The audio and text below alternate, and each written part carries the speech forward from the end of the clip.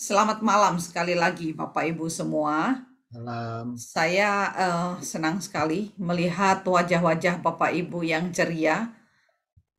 Jadi malam hari ini kita kayaknya saya lihat wah ada beberapa orang yang udah lama banget nggak jumpa gitu ya. Jadi kalau kita lihat wajah-wajah setidaknya wow masih masih bisa ketemu lah meskipun virtual begitu ya. Oke, Bapak Ibu, malam hari ini seperti kita tahu, kita akan bersama-sama mengikuti webinar, begitu ya. Apa ya, bukan webinar, talk show ya. Oke, saya akan sharekan file buat kita semua. Oke. Bapak Ibu, malam hari ini kita akan mengikuti talk show awal tahun 2022, di mana tema yang diangkat adalah Facing New Year Without Fear. Jadi bagaimana ya kadang-kadang kita melangkah memasuki tahun yang baru itu ada ketakutan. Mungkin kalau kita bilang bukan takut tapi gamang begitu ya. Waduh, tahun ini gimana ya? Bakal gimana gitu ya. Bakal ya bakal bisa nggak sih terlewati dengan baik ya. Mungkin mari kita bersama-sama berdiskusi membekali diri kita begitu ya supaya kita bisa melewati tahun ini dengan baik ya. Harapan panitia seperti demikian. Semoga harapan ini bisa tercapai di pertemuan malam hari ini. Bapak Ibu, ada beberapa informasi awal yang saya mau sampaikan kepada kita semua. Mungkin pertama kita minta tolong, kita akan mute jika itu sepanjang acara, namun di acara-acara di titik-titik tertentu kita akan unmute ya. Nanti kita akan kasih kesempatan. Bapak Ibu boleh unmute begitu ya. Sesudah itu kita kembali mute lagi. Kalau ada yang terlewat mute, mungkin panitia akan bantu untuk memute-kan ya Bapak Ibu ya. Bapak Ibu sepanjang acara nanti di acara Pak Pendeta akan ada suatu aktivitas di mana dibutuhkan kertas dan alat tulis. Reminding ya. Jadi Bapak Ibu yang belum siapin, oke masih ada kesempatan boleh siapin begitu. Terus nanti sepanjang acara talk show akan ada kesempatan di mana kita akan berdiskusi. Jadi Bapak Ibu yang mau mengajukan pertanyaan atau tanggapan atau apa semacamnya boleh dicantumkan, diketik di kolom chat begitu ya. Bapak Ibu diundang untuk bisa mengikuti acara sampai akhir karena acaranya seru sampai akhir, so jangan lewatkan begitu ya. Terima kasih atas perhatian Bapak Ibu. Nah, sekarang kita melihat ya bagaimana kita melewati tahun ini. Tak terasa ternyata kita sudah di hari ke-8 begitu ya. Ada yang ngomong tak terasa tetapi orang lain mungkin bilang wow 8 hari ya lama amat ya. Nah, begitu ya. Nah, masing-masing boleh ya, bagaimana kita melewati tahun ini. Saya sih mendapatkan beberapa meme bagaimana kita melewati tahun ini. Kita lihat bareng-bareng ya Bapak Ibu ya. Bapak Ibu, apakah ada yang doa kita seperti ini Bapak Ibu? Ya, sayang. Ya, teman-teman, Bapak Ibu, ya kita punya harapan yang baik lah ya untuk tahun ini. Nah, harapan kita semoga tidak seperti tahun lalu yang ketukar katanya ya. Nah, ataukah kita di tahun ini, saya nggak maju. Seperti ini, kita sudah menyiapkan resolusi tahun 2022, kita udah siap lari, ternyata sebenarnya kita masih punya resolusi-resolusi yang kamu putar balik aja. yang ada di resolusi-resolusi tahun kemarin ternyata masih tersimpan dengan baik begitu ya Bapak Ibu ya. Saya apakah kita termasuk yang akan melewati tahun ini begitu ya dengan resolusi kita. Semoga resolusi yang lain juga tetap bisa kita kita jalankan ya Bapak Ibu ya. Nah, tahun baru, harapan baru, masker yang baru ya, kostum yang baru sudah kita siapkan ya. Bapak Ibu, bagaimana persiapan kita? Ataukah kita tergolong orang yang sudah siap? Wow, ketika New Year plan sudah confirm, kita akan ready menjalani tahun ini dengan penuh sukacita.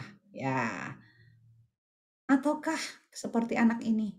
Ya, kita masih mikir COVID lagi lah, COVID masih ada ya.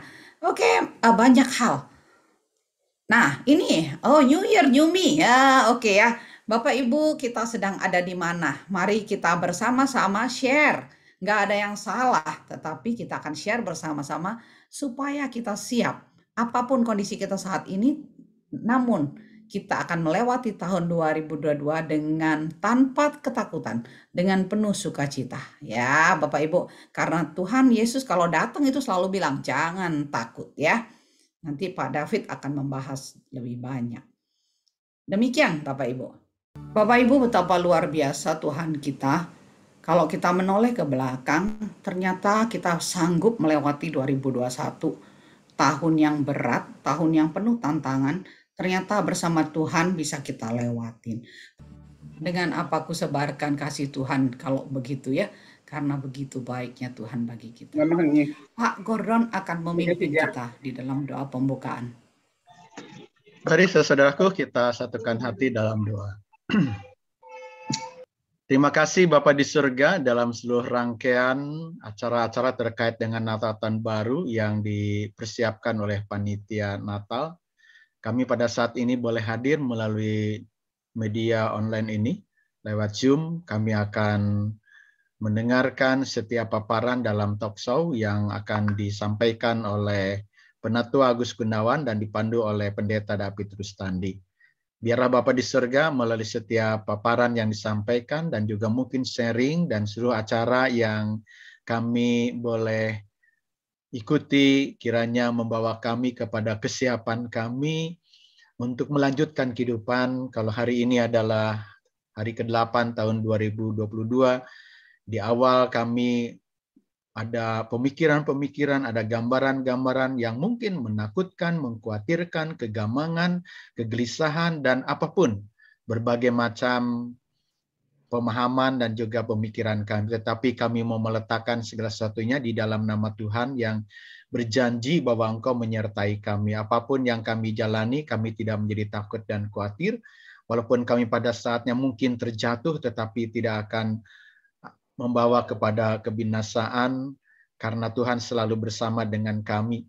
Dan kalaupun kami harus mengalami sesuatu yang pahit dan sesuatu yang kami tidak inginkan, biar kami boleh belajar di dalamnya bahwa Tuhan adalah Allah yang setia. Engkau senantiasa merangkul, menjaga, bahkan menggendong kami.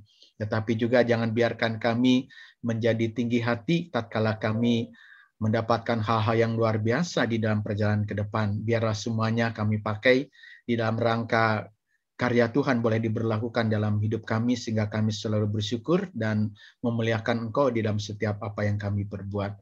Terima kasih Bapak, pimpin kami acara ini dari awal sampai dengan selesai. Engkau juga akan mengingatkan teman-teman kami yang lain, mereka yang sudah tahu tapi mungkin saat ini lupa, biarlah mereka pada saatnya boleh mengikuti di webinar atau talkshow ini Bapak, sehingga ada berkat yang didapatkan. Kami menyerahkan jalannya acara ini dan juga teknologi serta media serta juga alat komunikasi ini, internet dan sebagainya Bapak, biarlah itu memberkati kami. Terima kasih Bapak, kami menyerahkan kedua pembicara kami dan juga Komisi Dewasa yang memandu ini. Di dalam Kristus Yesus Tuhan dan Juru Selamat kami yang hidup, kami berdoa dan mengucap syukur. Amin. Amin. Terima kasih Pak Pendeta Gordon. Bapak Ibu, malam hari ini acara ini dilaksanakan oleh Panitia Natal dan kerjasama dengan Komisi Dewasa, begitu ya. Bapak Ibu, panitia mengundang kita untuk join lomba ya. Lomba ini dilaksanakan sepanjang acara ini. Lombanya bagaimana? Kita membuat kepanjangan dari kata fear, begitu ya. Seperti ini contohnya, misalnya fear, kita bikin false emotion appearing real, begitu ya. It's okay. Kita bikin kepanjangan masing-masing, begitu ya. Boleh dalam bahasa Indonesia atau dalam bahasa Inggris. Nah, sepanjang acara ini berlangsung, kalau Bapak Ibu tiba-tiba punya inspirasi, langsung saja ketikkan di kolom chat, begitu. Nah, jangan takut, nanti ada panitia akan kasih hadiah, Bapak Ibu ya. Jadi mari kita kreatif, kita memberikan kata-kata yang menginspirasi untuk kata fear, begitu ya. Bisa dipahami ya Bapak Ibu ya. So anytime ketikkan chat, begitu ya. Oke, begitu Bapak Ibu. So jangan lupa ya. Hadiah ada dari panitia. Oke. Ya, begitu pengumuman kita. Nah, untuk selanjutnya kita akan masuk ke talk show. Talk show kita dipandu oleh moderator Bapak Pendeta kita, Pak David Rustandi, Dan kita akan ditemani juga oleh Penatua Agus Gunawan dari GKI Kebonjati dari Bandung, Bapak Ibu ya. Inilah kelebihan teknologi ya. Bandung pun menjadi dekat sama kita. Nah, sebelum saya serahkan kepada kedua pembicara atau moderator dan pembicara malam hari ini, kita akan melakukan suatu aktivitas pesanan dari Pak Pendeta. Ayo kita berpartisipasi. Sebelum Pak Penatua Agus berbicara begitu ya, talk show, Bapak Penatua dan juga Pak David pengen mendengar suara dari kita. Ya, suara dari kita akan dilaksanakannya bagaimana? Kita akan open Menti, Bapak Ibu. Seperti ini ya, menti.com, Bapak Ibu bisa buka di HP masing-masing, ketikkan menti.com, please jangan Mentimeter, tetapi menti.com, kita ketikkan, dan terus nanti akan tampil Mentimeter seperti ini di HP Bapak Ibu, dan sesudah itu nanti saya akan tayangkan Mentimeter, dan Mentimeter itu akan mengeluarkan kode-kode. Nah, sesudah itu nanti kode-kode Bapak Ibu cantumkan di sini, submit begitu, dan bisa join. Begitu ya. Bapak Ibu requested boleh join ya, supaya kita bisa melihat aspirasi begitu dari kita semua. Bisa dipahami ya Bapak Ibu ya. Mari kita join. Saya akan pindah ke layar Mentimeter. Wah, di sini sudah ada beberapa jawaban. Kegagalan, ketidakpastian, permasalahan ekonomi, nggak punya uang, sakit. Oke. Mari kita lihat sudah ada 6 orang yang memasukkan. Bapak Ibu boleh memasukkan 3 ya, satu orang boleh memasukkan 3 yang sedang ada di dalam pikiran kita. Pekerjaan, oke. Ketidakpastian menjadi semakin besar. Kegagalan, nggak ada. Wah, keren.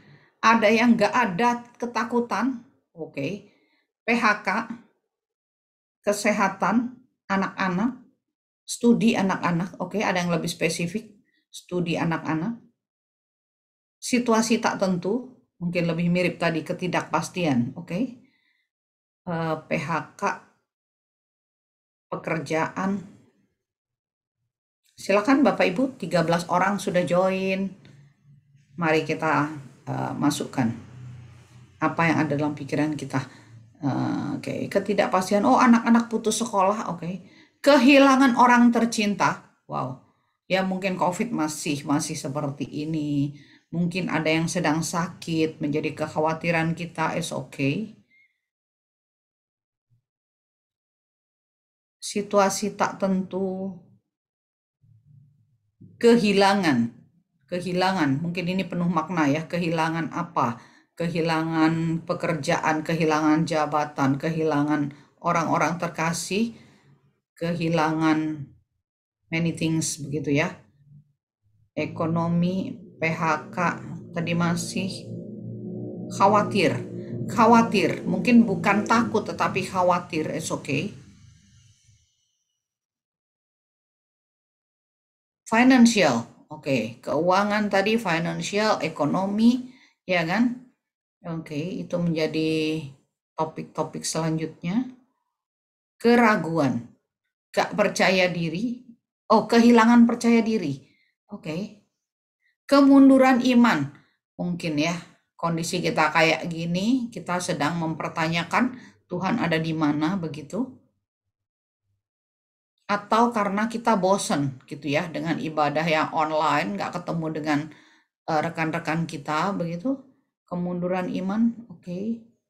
Apalagi ya, jauh dari teman, ya mungkin dari antara kita juga kayak gitu, kesepian gitu ya. Nggak boleh ketemu, kalau ketemu nanti kita khawatir COVID, kalau nggak ketemu padahal kita pengen begitu ya Bapak Ibu ya. Oke, 20 orang sudah join. New me, wow. Kenapa nih dengan Yumi? Apakah kita khawatir mengharapkan kalau kita berubah? Oh, nggak tahu juga nih. Apa nih? Mengubah lemah menjadi kuat? Oke. Kalau misalnya tidak ada lagi, saya akan lanjutkan ke pertanyaan kedua. Apabila ada orang yang khawatir atau resah karena kondisi yang tak menentu, karena keadaan atau permasalahan hidupnya, dan mempertanyakan tentang kehadiran Tuhan di dalam hidupnya, apakah orang yang seperti ini bisa disebut orang beriman? Silakan Bapak Ibu, boleh kita sebut ya atau tidak. Apakah orang yang mempertanyakan kehadiran Tuhan di dalam kondisi yang tidak pasti, di dalam kondisi yang mengkhawatirkan tadi, dalam kondisi yang berubah cepat, apakah orang ini masih bisa kita sebut orang beriman? Ada 8 orang yang menjawab ya, ada 2 orang yang menjawab tidak. Ayo Bapak Ibu, 21 orang tadi yang join di Menti. 14 orang masih menyebut orang ini orang beriman, yang 2 orang tidak. It's okay, it's okay.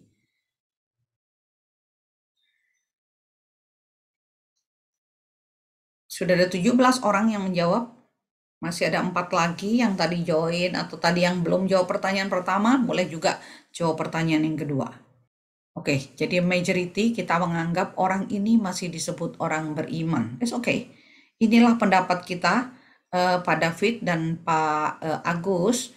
Ternyata orang GKI Kota Wisata menganggap orang yang khawatir itu bukan berarti orang ini tidak beriman, begitu ya. Mas oke, nanti itu menjadi a part of our discussion, begitu. Oke, terima kasih atas partisipasi Bapak Ibu, Pak David, Pak Agus, tadi 17.2 Pak. Ya, nanti itu menjadi pembahasan kita ya Pak ya. Oke, tak usah berlama-lama, maka untuk waktu selanjutnya akan saya serahkan ke Pak David. Silakan Pak David. Baik, terima kasih semuanya. Saya kembali lagi di podcast kami. Karena kebetulan berdua pakai. Oke, sebelum saya masuk ke dalam materi, dalam hal ini membahas juga dengan Pak Agus, saya akan memperkenalkan terlebih dahulu rekan, mentor, guru dari saya, karena sebelum saya ada di Bandung itu sudah terdengar suaranya, gitu ya, tentang nama Pak Agus ini. Oke, saya mau share dulu ya tentang apa yang kehebatan-kehebatan beliau. Pak Agus Gunawan ini, kalau kita bisa lihat, dia lahir di 22 November 1977, saat ini beristri 1, jangan nambah lagi, gitu ya, dengan 2 anak, putra-putri, panggilannya Evan dan Evelyn, dan istrinya bernama Ria. Pendidikannya sangat penabur sekali, gitu ya, sangat penabur sekali, bisa kita lihat dari mukanya, gitu ya, sangat penabur sekali, muka penabur, sampai sekarang pun juga dipenabur. Dan dia S3, S1-nya ada 3, S1 Psikologi di Universitas Kristen Maranatha, S1 Ekonomi, Manajemen di Sekolah Tinggi Ekonomi Bandung, dan S1 Teologi di STFT Jakarta. Ya, jadi saya selalu bilang dia S3, S1-nya ada 3. Nah, ini karena beliau sangat luar biasa, sangat pembelajar, dan bagi saya juga sering bertanya-tanya gitu ya tentang apapun kepada beliau. Nah, pengalaman dan pekerjaannya sekali lagi karena memang mungkin Tuhan sudah memberikan garis jalan gitu ya kepada Pak Agus Gunawan untuk seperti dicap gitu. Itu kalau ngeliat Pak Agus Gunawan itu adalah penabur. Nah, dia pernah menjadi guru BK di Semak 3 BPK Penabur di Bandung ya, Pak Agus ya, di Cimahi ya, yang ke arah Cimahi. Lalu dia melayani sebagai guru sekolah minggu di GKI Pasir Koja, dan juga waktu itu juga masih jemaat. Sekarang sih sudah pindah gitu ya ke GKI Kebonjati. Sudah pindah belum sih? Kok? Oh, sudah ya? Oh, sudah menatua, sudah harus pindah, benar.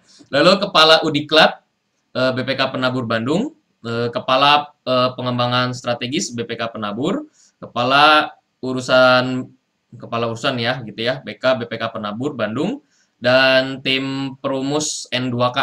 Jadi kalau yang berhubungan dengan N2K, nilai-nilai karakter Kristiani BPK Penabur itu bertanya juga kepada Pak Agus Gunawan. Nah, ini dia. Berikutnya, pengalaman pekerjaannya juga dalam pelayanan. Jadi koordinator tim revisi kurikulum Sekolah Bina Iman GKI Kayu Putih pada saat beliau praktek di sana.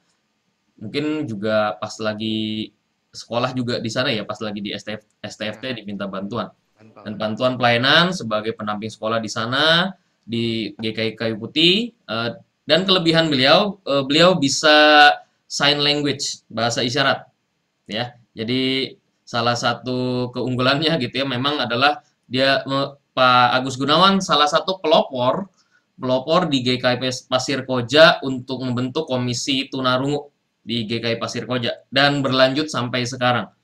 Ya, ini kehebatannya dari GKI Pasir Koja dan salah satu pelopornya juga adalah Pak Agus Gunawan ini. Nah, project manager dan calon PTKSW BPK Penabur dengan basis jemaat di GKI Kebon Jati Bandung sekarang, dan nanti tanggal 24 Januari beliau akan ditabiskan sebagai pendeta. Ya, sebentar lagi, berarti berapa hari lagi nih ya? Mungkin minggu depannya lagi. Nah, inilah salah satu mungkin CV yang sebenarnya masih panjang, itu banyak sekali CV yang ada di dalam Pak Agus Gunawan. Nah, biasanya kalau di Bandung, beliau itu dikenalnya bukan Agus Gunawan, namanya tuh Andi Agus. Jadi, kalau ditanya kenapa namanya Andi Agus, sangat menarik gitu, tapi nanti mungkin beliau yang cerita saja gitu ya. Kenapa namanya bisa Andi Agus, tetapi tidak ada di nama akte lahirnya itu nggak ada tuh, namanya Andi gitu. Oke, kita lanjut saja, Pak Agus Gunawan. Saya mau sharing juga nih. Pada saat tahun baru ini sudah ada beberapa orang yang telepon, konseling, dan berbagai macam hal yang berbicara tentang, Pak, saya takut, gitu ya, saya takut untuk berjalan ke depan. Mereka bercerita macam banyak hal, mulai dari masalah keluarga, masalah keuangan, masalah hal yang tadi sudah disebutkan satu persatu tuh, ketidakpastian dan yang lainnya. Nah, kalau ditanya tadi kan juga bahwa kalau jadi orang yang mempertanyakan tentang Tuhan itu adil atau enggak, lalu bagaimana kalau kita mungkin katakan, oh ya kita harus bersyukur.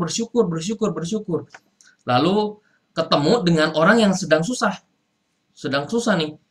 Kalau kita dalam keadaan biasa-biasa saja, kita tahu bahwa harus bersyukur. Tapi kalau sebentar lagi, saya harus bayar hutang saya minggu depan. Tapi minggu ini nggak ada duit. Nah, apa yang harus saya lakukan? Nggak mungkin mencuri, minta, dan sebagainya. Ini yang menjadikan ketidakpastian. Nah, menurut Pak Agus Gunawan dalam paper nanti gitu ya, dalam presentasi nanti, bagaimana kami sebagai orang Kristen ini berjalan. Saya masih ingat pada saat kita berjalan menuju suatu hal yang tidak pasti, kalau itu kita harus beriman. Kita harus yakin dengan iman kita. Kita yakin percaya bahwa akan terjadi suatu hal yang baik. Tapi di satu sisi kita juga nggak tahu bahwa itu pasti akan baik atau tidak. Nah, bagaimana pandangan Pak Agus nanti dalam menjelaskan kepada kami semua? Yang menarik, saya lucunya tadi begini, pas saat ditanya, kalau orang beriman mempertanyakan kehadiran Tuhan, itu disebutnya orang beriman atau tidak? Semua jawabnya beriman gitu ya. Ini menariknya, kalau seandainya pendeta Kristen mempertanyakan kehadiran Tuhan, itu pendetanya beriman atau tidak? Kan sama-sama orang Kristen ya. Nah, itu tuh menarik, nanti mesti dijawab tuh. Gitu ya. Nah, bagaimana sih Pak kisi-kisinya lah supaya kami sebagai orang Kristen itu bisa semakin yakin, mantap melangkah di tahun 2022 ini, apalagi banyak hal yang membuat kita semua di sini ketakutan, apalagi berhubungan dengan COVID-19, si Omikron, tambah lagi nanti ada ihu dan sebagainya. Saya lupa nama variabelnya gitu ya. Semoga dari Pak Agus Gunawan bisa menjabarkan kepada kami dan membuat kami semakin yakin bahwa kita harus melangkah dalam terang Tuhan. Silakan saya kembalikan kepada Pak Agus Gunawan untuk berbagi kepada kami semua. Silakan, Pak. Terima kasih Pak David. Selamat malam Bapak Ibu sekalian. Terima kasih sudah diundang untuk berbagi pengalaman dan juga mungkin reflektif ya, semacam apa yang saya coba gumuli juga di dalam nanti apa yang coba saya bahas gitu ya. Maksudnya ketika kita memasuki tahun yang baru, tentu kita punya resolusi kan, resolusi baru yang tadi disampaikan, mau jadi orang yang lebih baik, Kalau misalnya saya pengen lebih kurus misalnya ya, lalu kemudian mau baca buku, setahun ini targetnya 40 buku gitu ya. Nah, tetapi kadang-kadang apa yang kita resolusikan ketika memasuki tahun yang baru, maka kita diperhadapkan dengan situasi-situasi yang buat saya sih, saya katakan sebagai situasi yang kadang-kadang bisa jadi situasi itu misteri, situasi itu juga bisa mengejutkan. Ya, jadi kadang-kadang berhadapan dengan situasi-situasi yang bisa jadi mengejutkan kita karena apa yang kita coba pikirkan tidak sama dengan apa yang kemudian dialami oleh kita. Terutama kalau kita bicara yang paling sederhana, semoga tahun ini menjadi tahun yang lebih baik, gitu ya. Dan ternyata tidak menjadi baik. Ya, contoh Bapak sekalian, saya baru mengalami situasi yang boleh saya katakan tidak baik. Ya, tadi saya sebelum acara pagi telepon ke Pak David, gitu ya. Pak David nih jelek-jeleknya saya bukan batal, tapi mungkin saya akan beracara di rumah sakit. Kenapa? Pak David bilang. Jadi Bapak sekalian, sejak bulan Desember akhir itu ibu saya sakit. Sakit kepala hebat sampai tangan pun koordinasinya tidak baik, seperti stroke tapi bukan stroke, dan mengalami beberapa pengetesan dari mulai di CT scan, MRI, terakhir tadi siang endoskopi sekalian. Jadi dokter memvonis ibu saya punya kanker. Ya, kanker stadium lanjut, dan ya saya nggak tahu stadium berapa, tapi itu stadium lanjut. Buat kami itu sesuatu yang mengejutkan. Jadi kalau mau dikatakan secara manusia gitu, bahwa tahun ini buat saya ini tahun, adik saya bilang ini bukan tahun yang baik gitu ya, karena ada mama kami sendiri yang divonis mengalami kanker gitu ya, dan mami sendiri juga sudah kami sampaikan hasilnya, dan antara siap dan tidak siap gitu ya. Menariknya nanti malam itu dia minta saya setelah acara ini yang nginep, nggak mau adik. Dia mau ngomong banyak hal, karena kalau kamu lebih paham tentang, dia bilang, sisi iman, kamu kan calon pendeta, jadi mami pengen ngobrol sama kamu. Ya. Entah apa yang mau diobrolkan, tetapi saya melihat sebuah kegamangan menghadapi situasi itu. Dan saya juga sedang, boleh bilang Bapak Isan, sedang berusaha tegar, ya. Sebab setiap kali kalau dia sakit kepala kan yang ditelepon saya tuh ya. Dia cuma bilang doain saya katanya. Ini sakit kepalanya luar biasa. Obat tahan sakitnya udah nggak mempan, dia bilang. Ini kalau saya doain, tapi begitu amin sakit kepalanya tidak reda, ya. Dan saya setelah amin itu ya menemani untuk supaya dia ya dengan cara ngobrol itu mungkin dia sedikit lupa gitu ya dengan sakit kepalanya, sampai mungkin obatnya kemudian berfungsi dan sebagainya, dan saya entah. Jadi di situ ada sebuah hal yang kadang-kadang mengejutkan dan tidak sesuai dengan harapan kita. Ya. Barangkali juga ada yang merasa bahwa tahun ini menjadi lebih baik. Jadi dalam kehidupan menurut saya kita akan selalu diperhadapkan dengan sebuah situasi. Entah itu situasi baik, entah itu situasi buruk. Nah, yang penting adalah bagaimana kemudian kita merespon situasi itu. Ya, memang tidak semua yang kita harapkan itu bisa sesuai. Maka itu saya mau coba misalnya, ini permainan sederhana ya. Udah siapin kertas sama bolpen ya. Bapak sekalian, yuk kita siapin kertas sama bolpen. Saya mau ngajak kita mencoba melihat bahwa apa yang saya pikirkan belum tentu bisa ditangkap oleh Bapak Ibu sekalian dengan sama gitu ya. Kalau sudah, mari kita menggambar misalnya bolpen sama kertas. Saya akan mengajak kita menggambar dan Bapak Ibu ngikutin instruksi saya ya. Saya mau menyampaikan gambar yang ada di kepala saya dan Bapak Ibu mencoba menggambar apa yang ada di kepala saya ini ya. Yang pertama adalah kita gambar orang ya. Gambarkan kepalanya misalnya.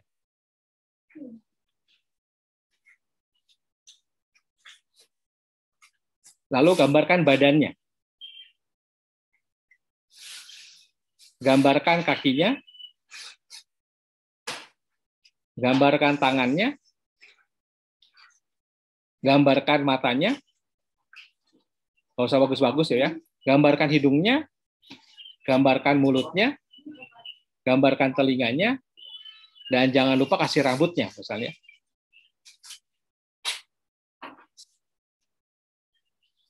Udah ya. Kalau sudah gambar jadi, Bapak sekalian, coba perlihatkan ke layar gambar Bapak Ibu sekalian. Ya. Saya nggak tahu apakah kita ketemu gambar yang sama ya. Mesti kita ilangin background kali ya supaya Ya, bisa kita lihat ya. lebih dekat paling gitu ya. Ya. Menarik ya Bapak sekalian ya. Kita bisa menemukan gambar yang berbeda ya. Arahannya sama, tapi kemudian kita meresponnya bisa dengan cara berbeda. Ada yang rambutnya 3, ada yang rambutnya penuh gitu ya. Ada yang gambar perempuan, ada yang gambar laki-laki. Padahal dari awal saya cuma bilang orang, tidak ada gender. Ya, jadi dalam tahun-tahun yang kita lewati, kita bisa memaknainya dengan cara berbeda. Tapi bisa jadi bahwa tahun yang kita hadapi ini sama. Ya. Nah sekarang bikin gambar yang kedua ya. Saya akan arahkan Bapak sekalian ya, gambar yang kedua ya. Siap. Bikin dulu kepalanya Bapak sekalian. Sudah.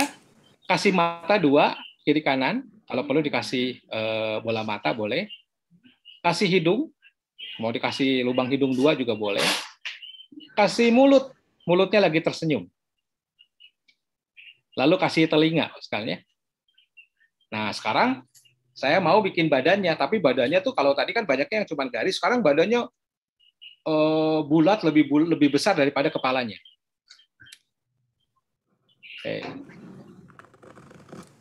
Oke, sekarang kalau sudah Bapak Ibu bikin kakinya 4. Ya, bikin kakinya 4. Jangan lupa nanti kalau ada di bagian pantat kasih ekor. Keluar ekor sedikit ya Bapak sekalian ya, kasih ekor. Dan terakhir Bapak Ibu di telinganya dikasih tanduk 2 kiri kanan. Ya. Ya. Saya berharap Bapak sekalian tahun ini saya bisa mengarahkan Bapak Ibu sekalian untuk menggambar seekor sapi nih ya. Tapi yang terjadi Bapak Ibu kok gambarnya iblis semua ya. Bener ya? Bener ya? Gambarnya iblis semua ya? Waduh ya. Sekarang sama semua nih.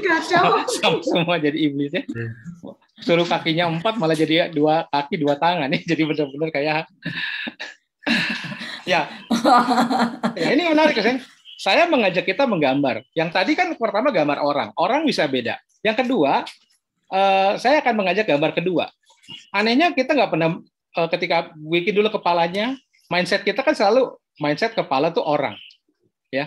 Nggak ada yang nanya sama sekali tadi, ini gambar apa gitu kan. Kadang-kadang dalam tahun-tahun kehidupan yang kita jalani ya gitu. Resolusi kemudian kita bertemu dengan apa yang namanya rutinitas lebih banyaknya. Jadi setiap akhir tahun kita doa, kita mengatakan saya mau siapin sesuatu tahun depan akan menjadi lebih baik. Begitu masuk tanggal 1, semangatnya masih ada, tanggal 2, semangatnya mulai luntur, tanggal 3 masuk ke rutinitas biasa. Tanggal 4, tanggal 5, balik lagi. Sebenarnya akhirnya kalau kita tanya apa yang baru? Nggak ada yang baru. Ya, balik ke rutinitas. Nah, makanya itu saya izin share ya. Saya,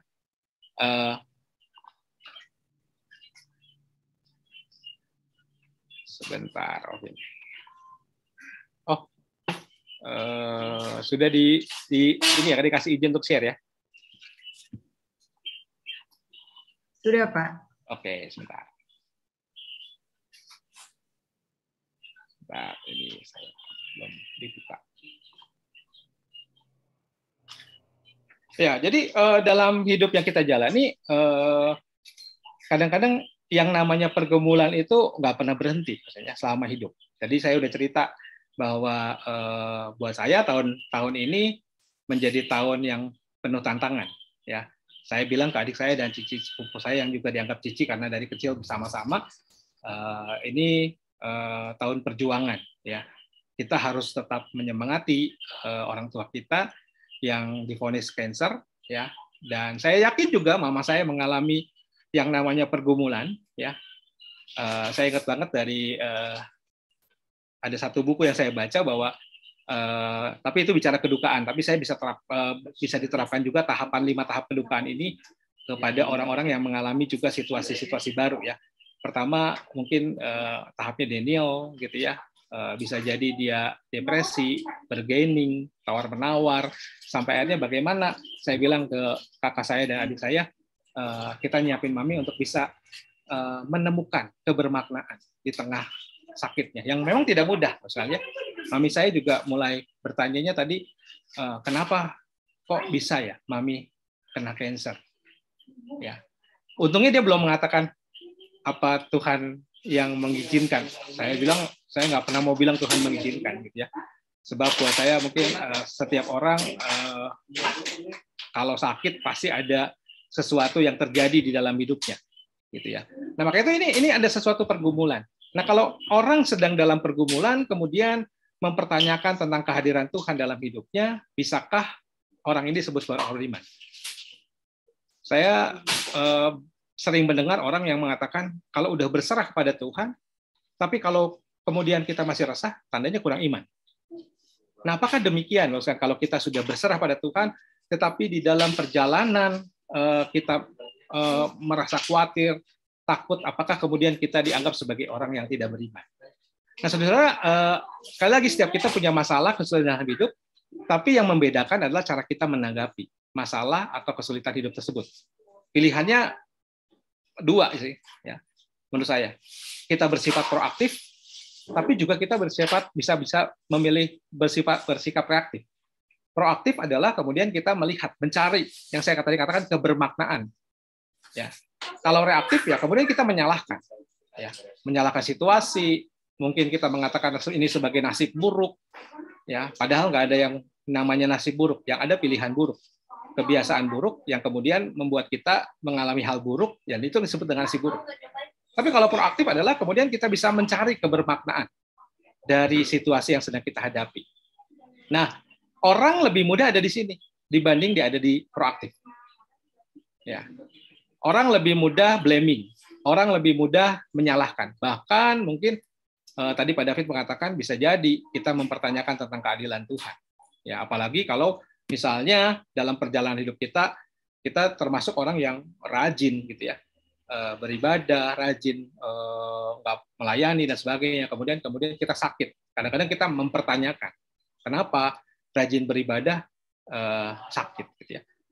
Tetapi itu bagian memang yang saya katakan ini bagian dari yang saat ini seringkali kita dengar ya, maksudnya situasi yang disebut dengan kerapuhan, ya, kerapuhan manusia. Jadi buat saya selalu di dalam hidup itu ada sisi paradoks. Ada satu buku judulnya Messy Spirituality, Bapak sekalian, ini tulis oleh Mike Iaconelli. Dia mengatakan bahwa iman itu seperti orang naik roller coaster. Kadang-kadang kita punya iman kuat banget ya di atas. Tapi kemudian kadang-kadang dalam satu sisi kemudian kita juga bisa mempertanyakan juga iman kita ada di bawah. Ya, Mike Iaconelli mengatakan dalam perjalanan hidup manusia tidak pernah iman itu selalu kayak grafiknya naik lurus ke atas, semakin meningkat. Selalu kayak orang naik roller coaster, turun naik gitu ya, iman itu. Nah, saudara, ada satu puisi yang mau saya sharing di sini ya. Ini dari Thomas Merton, judulnya Thoughts in Solitude. Ya, dia mengatakan terjemahannya, Allahku, Tuhanku, aku tidak tahu kemana aku pergi. Aku tidak melihat jalan di depanku. Aku tidak dapat mengerti dengan pasti kemana jalan itu berujung. Ini kayak kita memasuki tahun baru, memasuki tahun-tahun atau kehidupan kita ke depan. Tidak juga aku sungguh mengenali diriku sendiri dan kenyataan bahwa aku berpikir aku tengah mengikuti kehendak-Mu tidaklah berarti bahwa aku benar-benar melakukannya. Namun aku percaya bahwa hasrat untuk menyenangkan-Mu benarlah demikian. Dan aku berharap aku memiliki hasrat itu di dalam segala hal yang aku lakukan. Aku berharap bahwa aku tidak akan pernah melakukan apapun terlepas dari hasrat itu. Dan aku tahu bahwa jika aku melakukannya, Engkau menuntunku melewati jalan yang benar, sekalipun aku mungkin tidak tahu apa-apa tentang hal itu. Jadi Thomas Merton ini seorang biarawan, misalnya, dia mengatakan begitu. Pilihan dia melayani Tuhan itu, dia yakin dalam segala hal itu. Oleh karena itu, aku akan selalu mempercayaimu, sekalipun aku mungkin tampak terhilang dan berada dalam bayang-bayang kematian. Meskipun jalan yang dia jalani itu bukan jalan yang mulus. Aku tidak akan takut, sebab Dikau senantiasa besertaku dan Dikau tidak akan pernah meninggalkanku menghadapi bahaya-bahaya yang mengancamku sendirian. Nah, maksudnya kalau kita membaca puisi Merton tadi, mungkin kita bisa merasakan sebuah perasaan paradoks yang muncul di dalam seorang yang bernama Thomas Merton itu. Di satu sisi, dia tidak dapat mengabaikan kebingungannya terhadap hidup yang tidak menentu dan membuatnya kehilangan diri sendiri. Di sisi lain, keresahannya, situasi yang sedang dihadapi, menarik dirinya untuk berserah. Dan kemudian meyakini Tuhan itu besertanya.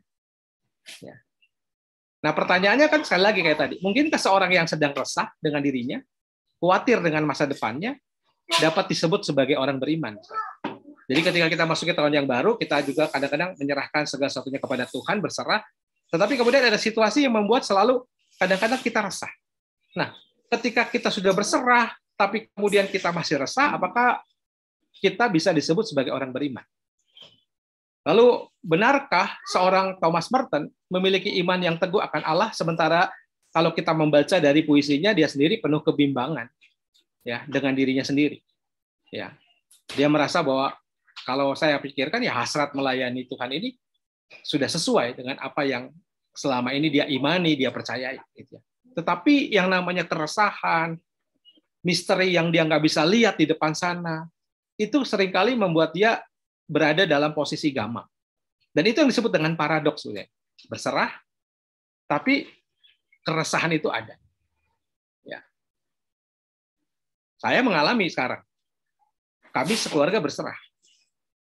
Tapi tetap ada keresahan ketika waktu-waktu yang dijalani itu bersama dengan keluarga. Ya. Nah, saudara, karena ini masih dalam rangkaian Natal, maka saya mengajak kita, mari menyelami juga di dalam peristiwa Natal dalam Lukas 1 ayat 26 sampai 38. Buat saya kisah ini juga mengisahkan sebuah paradoks yang sama dalam diri Maria. Saya coba bayangkan Bapak sekalian, sebelum malaikat Gabriel datang, tampaknya Maria udah punya mimpi. Mimpinya mungkin indah ya, sederhana, nggak muluk-muluk. Dia akan menikah dengan seorang laki-laki yang baik hatinya, namanya Yusuf. Dalam Matius dikatakan tulus hatinya, tidak mau mencemarkan Maria. Jadi Yusuf ini orang baik, jadi idaman mungkin bagi Maria, dan dia ingin membangun keluarga sederhana. Yusuf ini seorang tukang kayu biasa, ya, dan dia akan membangun sebuah keluarga yang mungkin bayangannya indah. Tapi kemudian Gabriel datang. Ya. Nah, saudara, sebagai perempuan yang hidup pada adat dan budaya yang mengagungkan pernikahan dan kesucian hidup, kalau kita membaca Lukas 1 ayat 26 sampai 38, Maria juga bergumul tentang panggilan Tuhan terhadap situasi yang dia hadapi. Ya. Sebab bagaimana mungkin Tuhan yang mempercayainya suatu tugas mulia adalah Tuhan yang sepertinya akan membuatnya kehilangan kepercayaan dan menjebak ia dalam situasi sulit. Ya, saya mengajak kita melihat tulisan ini, Bapak sekalian. Jadi kalau dalam pemahaman kita tahu tugas yang diberikan Gabriel itu adalah tugas mulia dari Tuhan. Tapi mari kita melihat juga sisi Maria. Apakah dia tahu secara jelas tentang misi Allah itu yang disampaikan kepada dia? Ya. Dalam hatinya barangkali yang dimaksud dengan bagaimana mungkin Tuhan yang mempercayai dia suatu tugas mulia ini, bagi dia bisa membuat dia kehilangan dan menjebak dia pada situasi sulit. Sebab perintah Tuhan itu menjadi sulit. Ya, kalau kita membaca bagian Lukas, maksudnya dimulai dengan kata-kata, "Hai kamu yang dikaruniai," ya, kasih karunia Allah turun atasmu, gitu ya. Itu bagi saya menjadi asing bagi Maria. Kalau bagi orang Yahudi, kata tersebut sama artinya dengan makna berkat. Kalau Tuhan panggil, memberi karunia-Nya, maka orang yang menerimanya adalah berberkat. Tapi sekali lagi, maksudnya untuk kasus Maria, kata-kata ini bisa menjadi kata yang menyakitkan, kata-kata yang meresahkan, bisa jadi kata-kata yang mendatangkan bencana baginya, bagi Yusuf, bagi keluarganya, bahkan bagi bayi yang akan dilahirkannya. Ya. Maka itu saya membayangkan situasi yang dihadapi Maria dalam situasi baru ini, Maria mengalami keresahan. Tapi menarik, saudara, kalau kita baca ketika dia mendapatkan perintah itu, sebagai manusia dia nggak mengerti tentang apa yang mau dia hadapi. Maka dalam resah itu, kalau kita lihat, Maria memilih dialog dengan Tuhan. Pergumulan Maria terlihat. Ya, dia nggak langsung, ya saya menerima tugas malaikat. Enggak, dia bertanya kepada malaikat Gabriel. Ini sisi manusia. Bagaimana hal itu mungkin terjadi? Karena aku belum bersuami. Maria melihat bahwa kalau mengandung itu kan melalui proses biologis. Sementara dia masih baru bertunangan dengan Yusuf, lalu bagaimana dia bisa mengandung? Ya. Dari pertanyaan itu kita melihat bahwa Maria nggak diam, Bapak sekalian, menerima panggilan Tuhan itu. Maria sedang melakukan, mungkin saya katakan sedikit protes terhadap panggilan Tuhan yang bisa jadi amat mustahil dilakukan Tuhan baginya. Bagaimana dia harus percaya bahwa Tuhan akan menyertai? Sebab kita tahu Bapak sekalian, kalau perempuan Yahudi ya mengandung di luar pernikahan, maka hukumannya rajam. Ya, dia nggak bisa bayangkan. Dia barangkali berpikir, ini gimana? Suatu perintah yang dia nggak mengerti. Ke depan akan seperti apa? Bagaimana dia menjalaninya? Bagaimana ketika dia bertemu Yusuf, lalu apakah Yusuf bisa paham dengan apa yang terjadi? Ya, apa Yusuf bisa percaya kalau tadi ada malaikat datang? Gitu ya.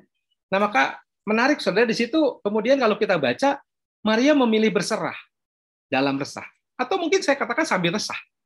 Ya, sebuah paradoks kehidupan, berserah, tapi juga karena kerapuhan kita sebagai manusia, ya kita punya ketakutan itu, kita masih resah. Dan Maria menerima panggilan itu dengan memakai kata doulo kurios. Saya ini hamba Tuhan, budaknya Tuhan. Dalam pemahaman budak itu ya saya bukan orang yang kemudian bisa seenaknya menolak. Saya ini adalah budaknya Tuhan. Saya ya Tuhan saya mau minta apa saya lakukan. Ya. Dengan kata lain, saudara, Maria menegaskan bahwa sebagai budak Tuhan dia tidak punya pilihan selain berserah dan menyerah. Ya. Ini juga buat saya bisa jadi dalam titik tertentu kehidupan kita berserah, menyerah ketika nggak tahu yang tadi Pak David bilang ya, besok mesti bayar utang. Saya pernah nangani konseling satu orang yang kena pinjol gitu. Besok kudu ada uangnya. Ya gimana kudu ada uangnya besok gitu kan? Jadi mungkin di satu titik akhirnya ketika nggak ada solusi, ya itu menyerah gitu ya. Tetapi yang menarik adalah dia percaya penyerahan diri dan menyerah pada kehendak Tuhan merupakan bagian dari iman yang paradoks. Bukan berarti setelah berat menyerahkan itu kemudian dia nggak resah lagi. Misalnya, saya membayangkan Maria tetap resah. Dia berserah pada Tuhan. Sambil resah kali ya. Sambil dia nggak tahu Tuhan mau berbuat apa dalam perjalanan berikutnya. Dan itu bagian dari iman yang paradoks menurut saya. Ya. Tetapi sebelum itu kemudian malaikat mengungkapkan ada peran Allah Trinitas yang akan menyertai di situ. Roh Kudus akan turun ke atasmu, kuasa Allah yang Maha Tinggi akan menaungi engkau, sebab anak yang akan kau lahirkan itu disebut kudus, anak Allah. Dan peran Allah dalam kasus Elizabeth saudaranya membuat kemudian Maria berani berserah, menyerah.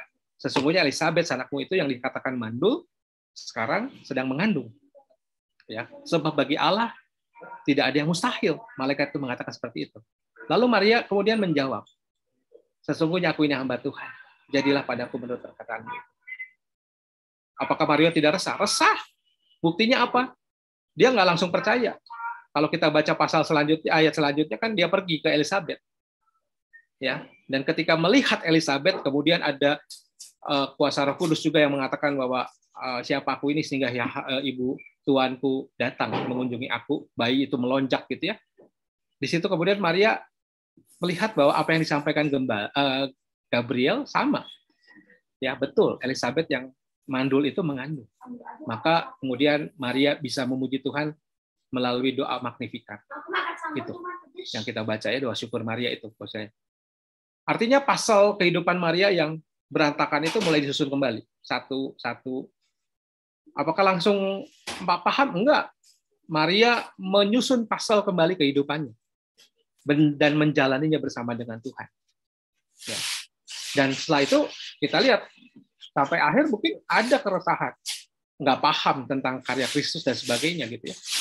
Jadi itu bagian dari paradok, iman yang paradok.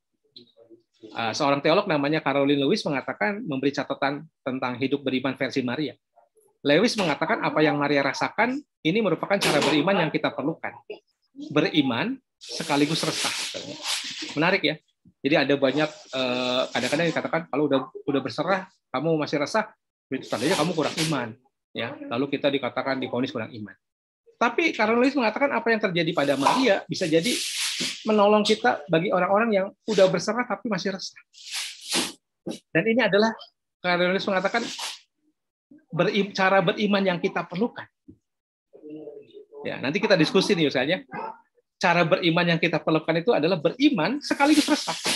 Tetapi yang menarik adalah Cornelius mengatakan di tengah keresahan itu jangan berhenti untuk berdialog dengan Tuhan. Ya. Beriman atau berserah sekaligus dalam resah, kemudian membuka dialog dengan Tuhan, itu yang dikatakan sebagai iman yang hidup. Ya. Jangan berserah, biarkan Tuhan yang bekerja, kita mah duduk aja gitu ya. Kan ada yang begitu ya. Tapi berserah, lalu kita resah, terus membuka dialog, lalu kita menjalani hidup itu terus. Ya. Dalam kerapuhan kita, kemudian nanti kita akan bisa melihat ya bagaimana Tuhan juga berkarya di dalam proses yang sedang kita jalani. Rudolf Otto mengatakan mysterium fascinam tremendum. Berjalan bersama Tuhan itu memang misteri. Tapi dalam perjalanan itu selalu ada hal yang membuat kita takut, tergetar, terpesona. Dan ketika kita kuat menjalani itu dalam keresahan dan kita bisa melampauinya, maka kemudian kita menemukan kebermaknaan hidup itu. Bahwa yang membuat saya sanggup sebenarnya adalah Tuhan sendiri. Ya. Maka itu yang saya minta misalnya ketika dengar mama saya vonis tuh, saya cuma satu, berikan kami kekuatan untuk mendampingi dia dan berikan dia kekuatan juga untuk bisa menerima situasi ini. Ya. Selain saya minta kesembuhan. Ya. Minta boleh melewati ini dengan baik. Ya. Jangan sampai imannya menjadi goyah.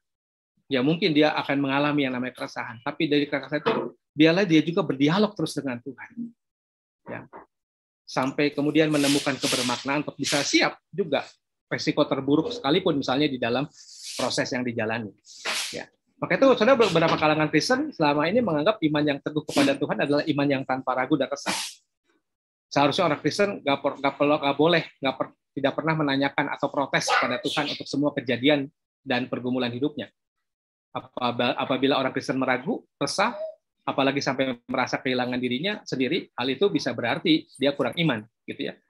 Tapi Maria dalam konteks ini mengajarkan kita hal yang berbeda, sebetulnya. Menghadapi situasi yang baru, bisa jadi kita resah. Ketika diperhadapkan dengan situasi yang meresahkan kita, resahlah, tapi berserahlah. Ya, berserah bukan dengan pasrah atau resah, ya, tapi berserah sekaligus resah. Sebab keduanya adalah paradoks yang menandai iman itu hidup. Dan disitulah terjadi kemudian, Bapak sekalian yang nggak boleh kita lupakan, dialog antara Tuhan yang hidup dan manusia yang hidup. Sebab kalau manusia hidup tuh pasti ngalami yang namanya resah. Ketakutan itu kan sifat kemanusiaan kita. Ya, dari situlah kemudian kita tahu bahwa kita nggak mampu menjalani apapun itu dengan kekuatan kita. Ya, kita perlu Tuhan. Dan ketika kita mengingat Tuhan, anugerah Tuhan itu kan selalu hadir. Maka menurut saya iman yang berserah tapi resah lalu membuka dialog, maka selalu akan mengalami yang namanya perjumpaan antara Tuhan dan manusia itu. Perjumpaan antara keduanya itu akan selalu terjadi. Gitu. Kalau yang berserah lalu ya udahlah kita berserah. Tuhan yang akan ini ya kalau begitu ya kayaknya kita nganggap Tuhan itu asisten gitu untuk mengerjakan segala sesuatu yang kita minta. Ya. Nggak seperti itu menurut saya. Tapi teruslah berdialog, teruslah melihat, teruslah menyusun pasalnya, mencari kebermaknaan, menemukan bagaimana kekuatan karunia Tuhan itu hadir, ya, yang memampukan kita menghadapi kemudian situasi yang resah itu kemudian dikuatkan gitu. Kalau adik saya itu kan udah ceritanya nangis-nangis, Cici juga udah nangis-nangis. Dia bilang, kok kamu nggak nangis gitu ya? Apa kamu nggak sedih mendengar mami begitu? Ya sedih, saya bilang. Tapi saya kemudian lebih mau berserah gitu dibanding ya saya sedih, saya resah gitu. Tapi saya nggak mau nyerah dengan keresahan saya. Ya, saya mau memperjuangkan soalnya pengobatan. Ya, lalu saya juga berdoa terus sama Tuhan. Ya, saya juga mau menjalani ini dan bagi saya juga nggak kuat sebenarnya. Tapi kalau saya menjadi kuat, itu karena Tuhan menolong saya. Ya, sisi-sisi itulah yang kemudian menurut saya itulah bagian dari beriman yang sekaligus resah itu. Ya, nah maka itu dari sinilah kemudian Bapak Ibu nanti kita bisa melihat bagaimana kemudian perjalanan Yusuf bersama Maria dan bayi Yesus itu dalam situasi sulit mampu mereka jalani dengan baik sesuai dengan kepekaan mereka akan tuntunan Tuhan dalam hidup mereka. Ya. Jadi harus menyingkir ke Mesir, ya, harus pokoknya situasi yang dihadapi itu nggak semudah, ya, nggak seperti yang dibayangkan bahwa kalau mengandung seorang raja itu kan raja yang mungkin Maria akan, oh ya saya akan jadi ibu raja gitu ya, tapi nggak seperti itu. Ya, Maria merasakan situasi-situasi yang meresahkan di dalam proses berserahnya itu. Ya. Nah maka itu saudara-saudara, saya mau ngajak kita bahwa ada satu lagu ya dari seorang Horatius Spafford, lagunya juga It Is Well With My Soul. Horatius Spafford kehilangan 4 anaknya, meninggal dunia, ya. Dan dia pernah menuliskan begini: kekristenan bukanlah tentang jika engkau mengikuti Yesus engkau akan memiliki hidup yang enak, bebas masalah dari dunia ini. Tapi kekristenan sesungguhnya adalah tentang aku akan tetap berdiri untuk Yesus apapun permasalahan yang terjadi padaku di dunia ini. Ya. Di tengah keberdukaannya, Horatius Spafford menemukan kebermaknaan. Ya. Kalau tanpa Tuhan, barangkali Horatius Spafford udah gila katanya gitu. 4 anaknya hilang. Ya. Istrinya ketika dengar anaknya yang 3 itu meninggal di perjalanan di laut, ya, menulis surat yang ya selamat itu ya. Lalu Horatius mengatakan enggak. Ya. Di tengah situasi itu, ketika dia masih bertahan, berdiri, punya iman, di tengah keresahan, mungkin protes dan sebagainya, maka dia mengungkapkan lagunya, selamatlah jiwaku, gitu ya. Dan Tuhan yang menolong dia untuk bisa ada di posisi itu. Ya. Maka itu saudara, totalitas pernyataan Allah tidak selalu terjadi pada peristiwa spektakuler yang kita alami, tapi sebenarnya dalam keseharian kita. Kalau kita bicara Natal, Allah juga dijumpai dalam palungan, tempat sehari-hari gembala dalam pekerjaan dan kehidupannya. Allah juga bisa dijumpai dalam keseharian kita. Maka itu kalau kita bicara resolusi ya, misalnya 2001 ke 2002, ini kadang-kadang jadi rutinitas ya. Sebenarnya di dalam rutinitas itulah kemudian mestinya kita juga mencari kebermaknaan. Ya, ada satu buku yang cukup bagus ditulis oleh Anna Dillard yang mengatakan bagaimana kita menjalani keseharian kita sama dengan bagaimana kita menjalani hidup kita. Doktrin, teologi, gereja, Kristus bersinggungan dengan kehidupan sehari-hari. Cara saya menjalani keseharian dalam Kristus adalah cara saya menjalani kehidupan saya sebagai orang Kristen. Dalam rutinitas kehidupan itulah sebenarnya Allah bisa dijumpai, baik dalam kesendirian maupun pengalaman perjumpaan dengan sesama kita. Jadi, ketika kita masuk di tahun yang baru, apakah kita nggak boleh takut, Bos sekalian? Menurut saya takut itu wajar. Dan itu bagian dari iman yang paradoks menurut saya. Ya, nanti boleh nih bawa saja diskusi ya. Oh, saya nggak bisa gitu Pak ya, terserah ya, kita diskusi nih. Tapi saya katakan dalam perjalanan itu kemudian saya menghayati ada sisi paradoks, berserah tapi takut, resah menghadapi perjalanan berikutnya. Sebab ya kita nggak tahu di ujung sana seperti apa. Ya, maka itu saya menutup dengan ini Bapak sekalian. Paulus mengatakan ada 3 spiritualitas, pilar spiritualitas Kristen. Nah ini dalam 1 Korintus 13, ya, iman, pengharapan, dan kasih. Ya. Nah maka itu saudara ada satu buku judulnya Theology of Hope dari Jurgen Moltmann. Moltmann mengatakan dalam menghadapi tahun yang baru, dalam situasi yang kadang-kadang baru juga seperti pandemi ini, tampaknya kita harus memberikan perspektif baru bahwa pengharapan justru adalah esensial dalam kehidupan iman. Seluruh kehidupan iman umat itu ditentukan oleh sejauh mana mereka hidup dalam pengharapan kepada Allah yang berada di depan. Kita percaya Allah sudah ada di depan sana. Bahkan Allah menjanjikan langit dan bumi yang baru. Dan Allah di masa depan itu, misalnya dalam zaman Israel, membawa mereka ke tanah perjanjian yang mereka nggak tahu, tapi Allah udah di depan sana. Dan Allah di masa depan itu ada hadir di masa kini, berjalan bersama kita, menarik kita ke masa depan. Maka itu pengharapan itu ada, ya. Dan menjalaninya itu dengan iman. Tapi dalam perjalanan itu kemudian ada keresahan, betul, ya. Tetapi iman yang hidup sekali lagi, iman yang selalu membuka dialog. Ya, dengan Tuhan. Ya. bahkan menyampaikan rasa takut kita. Wajar, dia tahu kok kita rapuh. Ya, maka ketika kita sadar kita rapuh, dia selalu memberi kekuatan kepada kita. Nah, mungkin sampai situ dulu Pak David.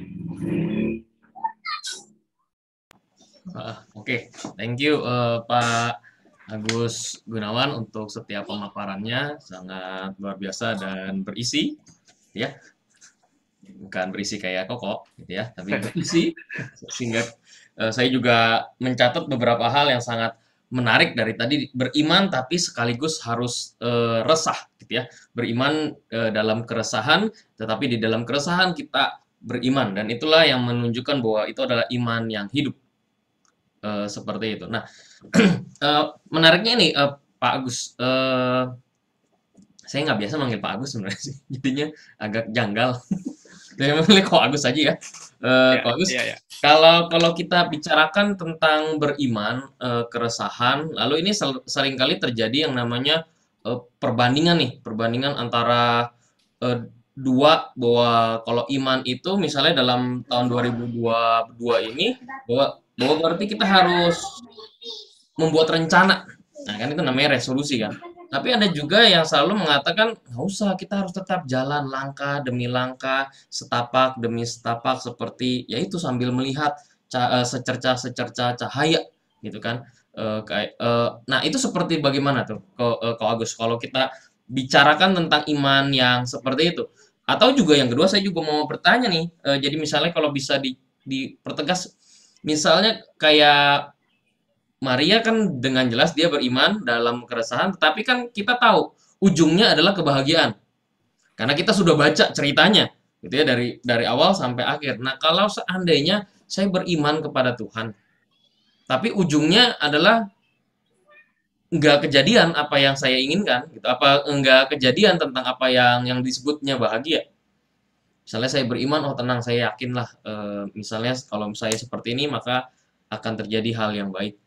Misalnya saya beriman, tetapi malah saya jadi jatuh miskin contohnya. Saya beriman kepada Tuhan, saya pelayanan, tapi malah saya harus mencari pekerjaan hampir 5 tahun, 6 tahun, 7 tahun. Batasannya sampai mana nih kita harus beriman? Kalau datang ke pendeta gitu kan, Pak, saya sudah begini dan sebagainya. Nah, pendetanya cuma ngomong, udah, sabar.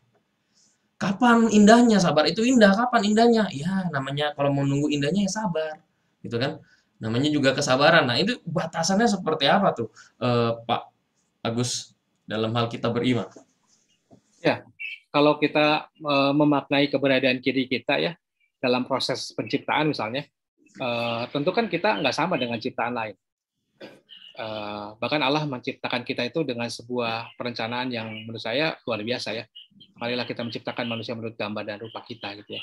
Lalu ketika dia diciptakan juga ada prosesnya, lalu kemudian Allah memberi nafas hidup tuh. Saya selalu bilang kemarin tuh ini menjadi sangat penting ya. Nafas itu kan Bapak Ibu dari tadi kan kita bernafas ya. Tapi seringkali kita nggak sadar kita bernafas nih. Coba Bapak Ibu tarik nafas sebentar. Buang nafas. Ya, artinya nafas Allah itu kan bersama-sama dengan kita. Ketika kita dibentuk dari debu tanah itu, lalu kemudian Allah memberi nafas hidup, dan kemudian kita hidup. Ya, maka kehidupan yang kita jalani, sebenarnya kita bersama-sama dengan nafas itu. Dengan nafas Allah itu. Ya, artinya bahwa sepanjang perjalanan kita bersama-sama dengan Allah. Nah, kemudian Allah juga memberikan akal budi, kan? Lalu kemudian Allah juga tidak menjadikan kita kayak robot. Kita diberi pilihan, diberikan kebebasan gitu kan. Lalu kemudian Allah juga memberikan kepada kita hal yang kita perlukan. Karunia Roh Kudus gitu ya, pertolongan dan sebagainya. Untuk apa? Supaya kita bisa memelihara, mengusahakan taman ini. Ya. Nah, maka itu menurut saya Pak David, ketika apakah kita perlu resolusi? Ya, bagian hidup kita perlu resolusi untuk membuat kita menjadi lebih baik.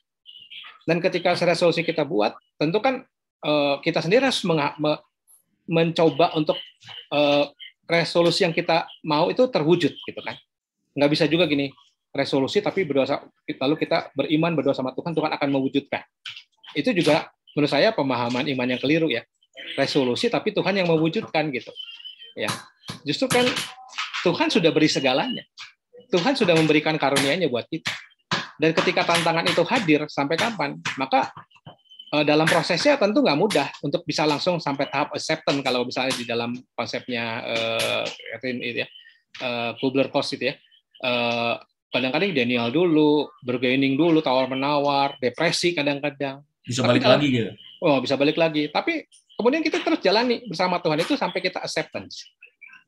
Maria juga ketika berserah, sesungguhnya kau ini hamba Tuhan, kan kayak langsung selesai di situ ya.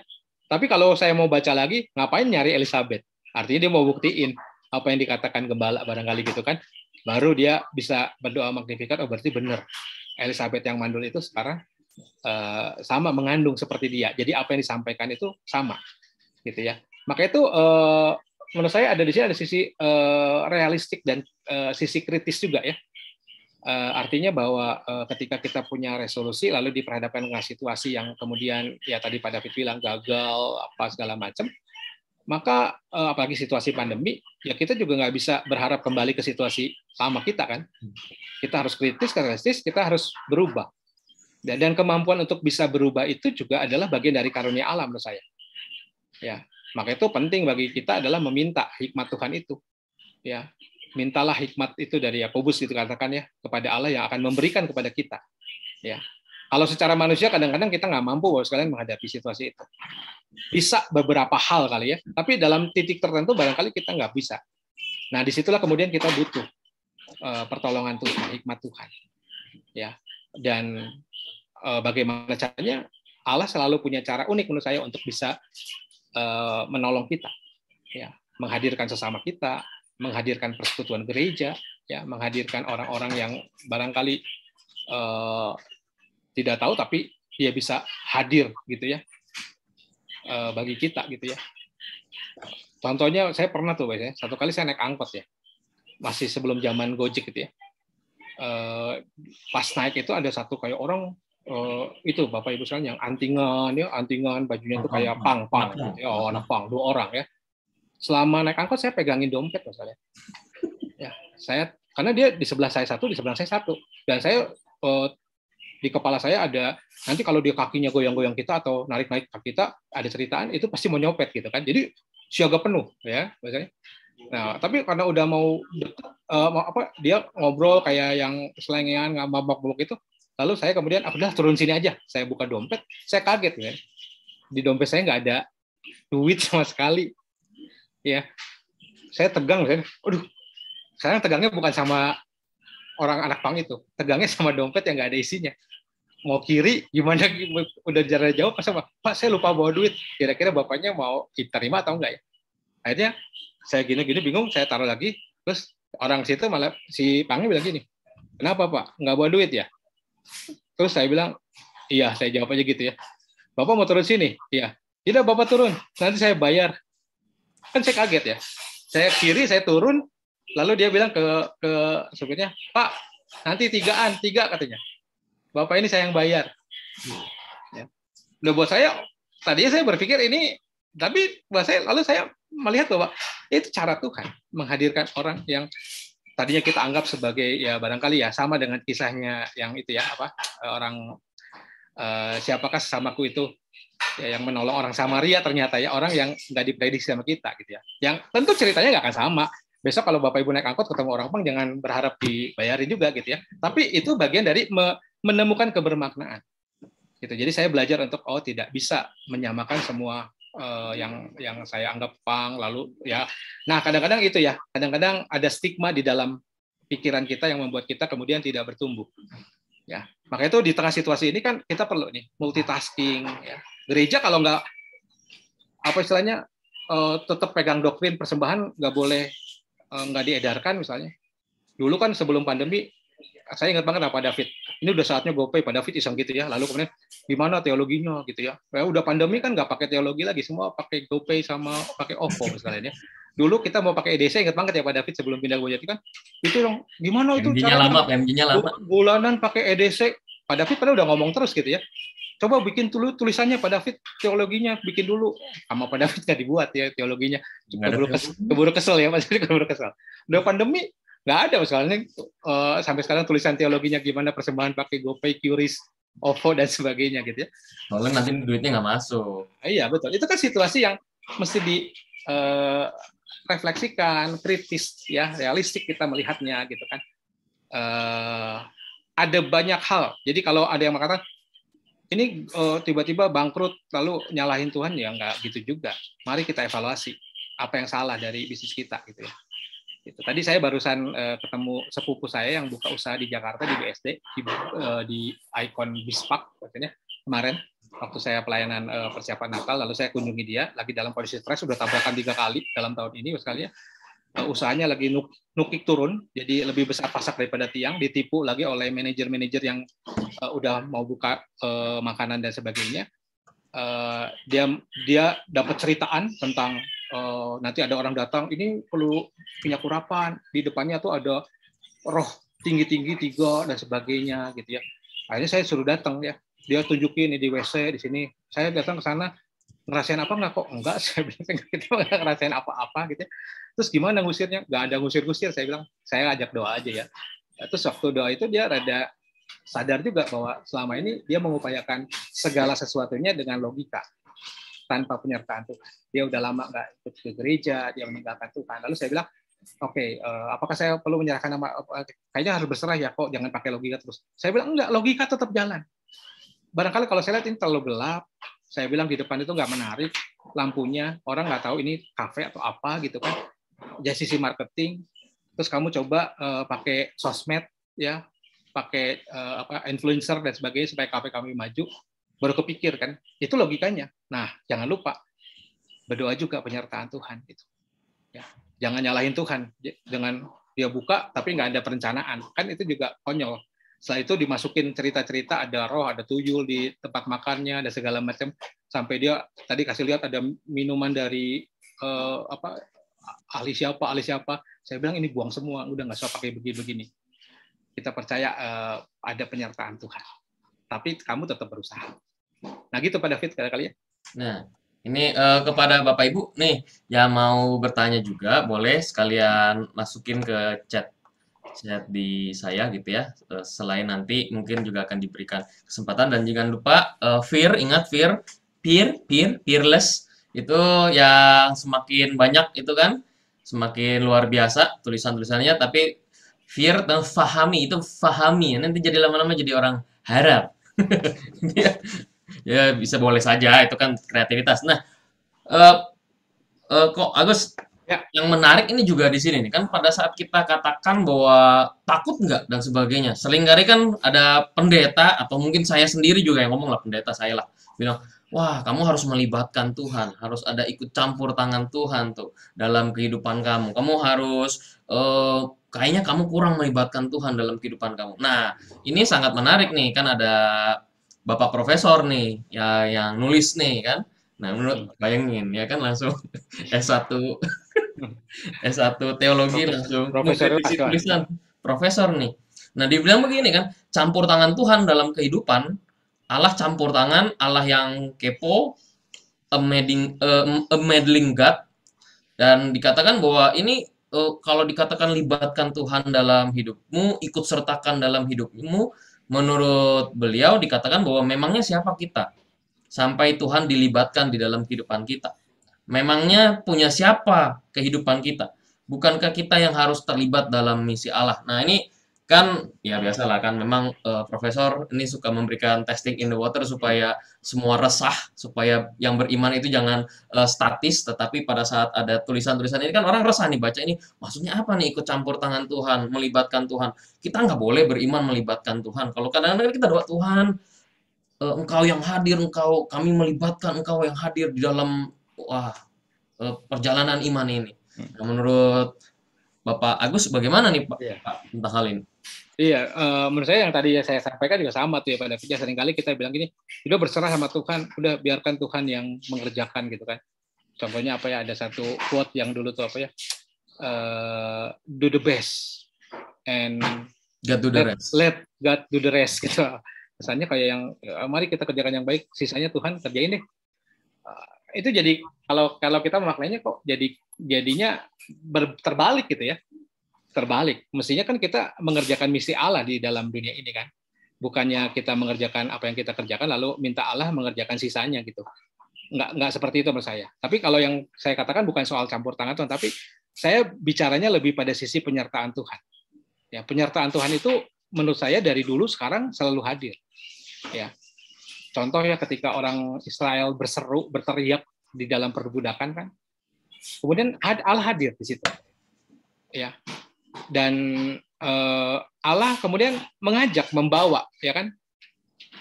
Dan dalam perjalanan itu kan juga Allah nggak memaksa ya.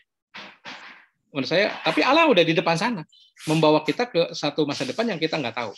Dan Allah menyertai itu, luar biasa itu kan ada tiang awan, tiang api, kalau kita membaca konteks itu ya. Bahkan Allah yang, ya saya juga tertarik dengan tulisannya Prof di tanggal 24 itu ya.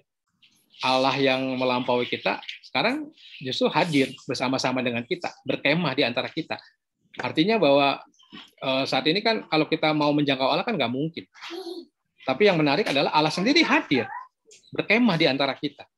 Artinya buat saya ini tapi nggak bicara campur tangan, tapi dia penyertaan buat saya, penyertaan Tuhan yang hadir. Dan itulah yang kemudian kita masih merasakan resah. Kalau campur tangan Tuhan, menurut saya udah nggak mungkin resah kita ya. Mau tabrak dia malah nyingkirin mobil depan, gitu. Jesus is the driver. Saya bayangin gitu ya. Tapi menurut saya, oke, Allah memberikan kepada kita banyak hal untuk kita benar-benar menikmati perjalanan hidup itu. Dan Allah menyertai kita gitu ya. Ya tadi ya ada sejenak aku menoleh ya. Barangkali sesekali kita noleh. Bagaimana perjalanan ya kalau bangsa saya lupa dia nggak noleh. Laut terbelah jadi dua tapi ketemu tantangan bersungut-sungut lagi gitu ya. Ya mungkin ya kita juga sebagai manusia mengalami sisi itu. Saya nggak memungkiri ya. Tapi disitulah kemudian nah ini yang penting itu adalah bagaimana kita mengalami perjalanan, mengalami kepekaan untuk bisa melihat di mana sih penyertaan Tuhan itu Allah itu hadir ya. Karena kalau kita kisah Ayub menarik menurut saya. Ketika Ayub mempertanyakan tentang salah saya apa sampai saya mengalami ini gitu. Kalau saya lihat Allah tidak menjawab kenapanya ya. Tapi Allah kemudian bertanya lagi sama Ayub, di mana engkau ketika aku meletakkan dasar bumi? Itu yang nggak bisa kita jawab. Pertanyaan kita tuh kayak nggak ada artinya. Ketika Allah justru bertanya kepada Ayub, maka Ayub memilih diam. Dari kata orang, aku mengenal engkau, tapi sekarang aku sendiri. Jadi proses mencari kebermaknaan. Ayub mengalami menolak, bergaining, tawar-menawar. Ayub mengalami depresi juga dengan situasinya. Ayub mengalami kemudian di titik itu acceptance. Ya kita nggak bisa ya kayak kondisi saya nih. Ya kalau mau dicari-cari, ini anaknya mau ditabis pendeta 24, tiba-tiba dapat berita gini kan, hubungannya apa nih gitu kan? Apa ini menjadi salib saya kan begitu kadang-kadang gitu ya. Enggak saya pikir bahkan saya kemudian memaknai kembali bahwa hal buruk, situasi buruk itu tidak selalu buruk. Ya. Dalam pemahaman iman saya misalnya ketika cici saya bilang ini mah kata dokter nggak lama lagi gitu ya. Saya bilang kenapa mesti takut dengan yang disebut tidak lama lagi itu. Terus saya bilang, kamu tuh gimana sih? Bukan begitu, tapi mari kita, ya saya juga nggak mau mengalami secara manusia keberpisahan itu, tapi juga itu paradoks kemudian. Bukankah kematian juga bagian dari perjumpaan Mami dengan Tuhan gitu kan? Barangkali ini kendaraannya. Itu saya ngobrolnya nggak di depan Mami, tapi ngobrol dengan Cici dengan itu kan. Dari sisi itu kan, ya tapi kita nggak ke situnya. Sekarang apa yang bisa kita lakukan buat Mami dulu, perjuangan dulu. Lalu kemudian inilah saatnya kemudian kita lebih memperhatikan. Di tengah kesibukan kita kan kadang-kadang Mami nggak diperhatikan. Ya, jangan sampai nanti kalau udah nggak ada baru nangis-nangis, oh, Mami aku masih belum ngurus, belum segala macam. Ya lo waktu hidup kemana aja gitu ya. Jadi inilah bagian dari barangkali Tuhan juga mengajarkan kita untuk berproses dengannya. Ya, berproses dengannya yang ya itulah yang saya katakan mysterium fascinan et tremendum. Oke, silakan kepada Bapak Ibu yang ingin bertanya kepada Pak Agus Gunawan, Boleh. Ini ada tulisan dari Bu Risti, saya bacakan ya. Dalam kenyataannya bahwa Tuhan itu juga memberikan berkat kepada orang yang tidak percaya kepada Tuhan, bahkan lebih sukses nih. Banyak yang lebih kaya dari anak-anak Tuhan. Nah, bagaimana dengan hal itu? Apakah ada kesalahan dari sikap dan iman dari orang percaya sehingga ada terpikir bahwa sukses itu lebih tergantung pada usaha dan kemampuan diri? Ngelihat ada orang yang nggak kenal Tuhan, malah dia lebih kaya daripada kita. Kok Iya. lebih baik nggak kenal Tuhan supaya Iya. kaya. Iya. Horace Spafford tadi kan bilang ya, kalau ikut Tuhan itu bukan berarti kau memiliki hidup enak, bebas dari masalah dunia ini gitu ya. Nah ini juga menarik ya, Bapak sekalian. Di dalam kekristenan kita lebih hafal Yohanes 3 ayat 16 nih ya, betul nggak ya? Bapak Ibu sekalian coba kalau saya tanya Yohanes 3 ayat 16 jangan buka Alkitab. Apa isinya? Yuk buka audio ya. Yuk Yohanes 3 ayat 16. 1 2 3. Karena begitu Begitu besar besar kasih kasih Allah akan akan dunia ini, sehingga ia telah mengaruniakan anak yang tunggal, supaya setiap orang yang percaya kepadanya tidak binasa, melainkan beroleh hidup yang kekal. Tidak binasa beroleh hidup yang kekal, itu sebuah anugerah yang besar nggak Bapak Ibu sekalian? Ya. Bapak Ibu sekalian percaya dengan itu, beriman dengan itu. Yes, betul kan? Makanya kita ingat Yohanes 3:16. Nah, kalau percaya pada Yohanes 3:16, maka konsekuensinya Bapak Ibu mesti melakukan Lukas 9 ayat 23. Apa Lukas 9 ayat 23? Jangan lihat Alkitab. Silakan buka audio, jangan buka Alkitab. Lukas 9 ayat 23, Pak David dan Pak Gordon nggak boleh. Pak Lukas 9. Davidnya juga nggak hafal gimana? Bapak Ibu, Lukas 9 ayat 23 itu kata Yesus kepada para muridnya, barang siapa mau ikut aku, Kesaliban. ia harus menyangkal. Menyangkal diri, mengikut salib, mengikut salib dan mengikut aku. Ya. Jadi Bapak Ibu lebih suka Yohanes 3:16 dibanding Lukas 9 ayat 23. Buktinya kan nggak dibaca, yang nggak dihafal Lukas 9 ayat 23. Secara manusiawi lah Pak. Betul, secara manusia itu. Maka itu pertanyaan ini manusiawi sekali menurut saya. Pertanyaan Bu Risti ini manusiawi sekali. Ya. Kemudian yang menjadi ukuran kita ikut Tuhan apa? Kalau ukurannya cuma sukses dan ini, saya bilang bukan berarti anak Tuhan nggak selalu sukses. Ya. Tuhan memberikan karunia. Dalam karunia itu ada berkat Tuhan yang hadir. Tuhan itu sumber segala rahmat. Dan rahmat itu menurut saya nggak mau bilang berlebih atau ini. Mestinya kita rasakan cukup. Seberapapun yang Bapak Ibu dapat, itu rahmat itu cukup. Sebab kalau kita sampai nggak punya sampai ke makna cukup, selalu kurang, maka itu yang bahaya. Ya, saya ingat banget Tuhan itu sumber segala rahmat, maka saya percaya hidup saya sepenuhnya karena rahmat Tuhan. Ya Pak David bilang cukup 5 mobil, cukup 2 rumah, ya. Ini makanya kan doa Bapak kami ngajarinnya ini, maksudnya berilah pada kami hari ini makanan kami yang secukupnya, ya. Dan ketika Ibu merasa berkecukupan, berapapun yang Ibu atau Bapak punya, Bapak Ibu masih bisa berbagi, kan? Kenapa? Karena kita tahu itu anugerah Tuhan. Dan saya nggak mau itu jadi mamon dalam kehidupan saya. Maka buat saya, misalnya, kenapa kita setiap minggu memberikan persembahan? Itu sebagai bagian dari respon syukur kita terhadap anugerah Tuhan. Bahwa saya ketika mendapatkannya, sekarang berani memberikannya. Tidak lagi memegang terus itu. Nah, maka itu menurut saya hilangkan. Kenapa ya yang orang nggak percaya itu kan pertanyaan sejak zaman perjanjian lama, Mas, di dalam Mazmur Daud, Amsal itu dikatakan, kenapa orang yang nggak hidup mengenal Tuhan bisa ini dan ini. Nggak usah iri dengan itu, maksudnya. Sekali lagi, Tuhan bilang bahwa itu yang bukan menjadi ukurannya. Sebab nanti ada penghakiman Tuhan yang diukur itu bukan seberapa banyak Bapak Ibu pernah dapat. Ya, seberapa banyak Ibu akan punya, sebab apa yang kita punya tidak bisa menyelamatkan kita. Tetapi sekali lagi, rahmat Tuhan itu selalu cukup. Maka penting bagi kita untuk, ya itu penting yang tadi katakannya, mengupgrade diri, ya, belajar, berproses, ya. Dan kalau saya bisa punya kemampuan dan sebagainya, lalu kemudian saya memaknai itu juga karunia Tuhan yang menolong saya untuk saya bisa berproses. Kalau nggak menolong, saya mungkin malas, saya mungkin nggak serius studinya, gitu ya. Atau sebagai pendeta saya nggak mau belajar lagi misalnya, kan ya? Kan kalau kita nggak belajar lagi kan sama aja dengan yang pertanyaan itu ya, gitu. Jadi menurut saya sukses itu sekali lagi bergantung pada betul bagaimana kita berusaha, tapi juga bagaimana Tuhan juga menyertai kita, memberikan anugerahnya, rahmatnya buat kita, ya, memberikan kecukupan, ya. Maka itu ya, kalau misalnya lihat ketika Israel di padang gurun Sin kan, mereka ribut makan ya. Allah memberi mana kok? Apakah berlebih? Enggak. Allah mengajarkan untuk mengambil secukupnya, ya. Lalu mengambil lebih banyak, Allah memberi lebih banyak. Kenapa? Karena mereka mau melakukan perjalanan lebih jauh sekarang.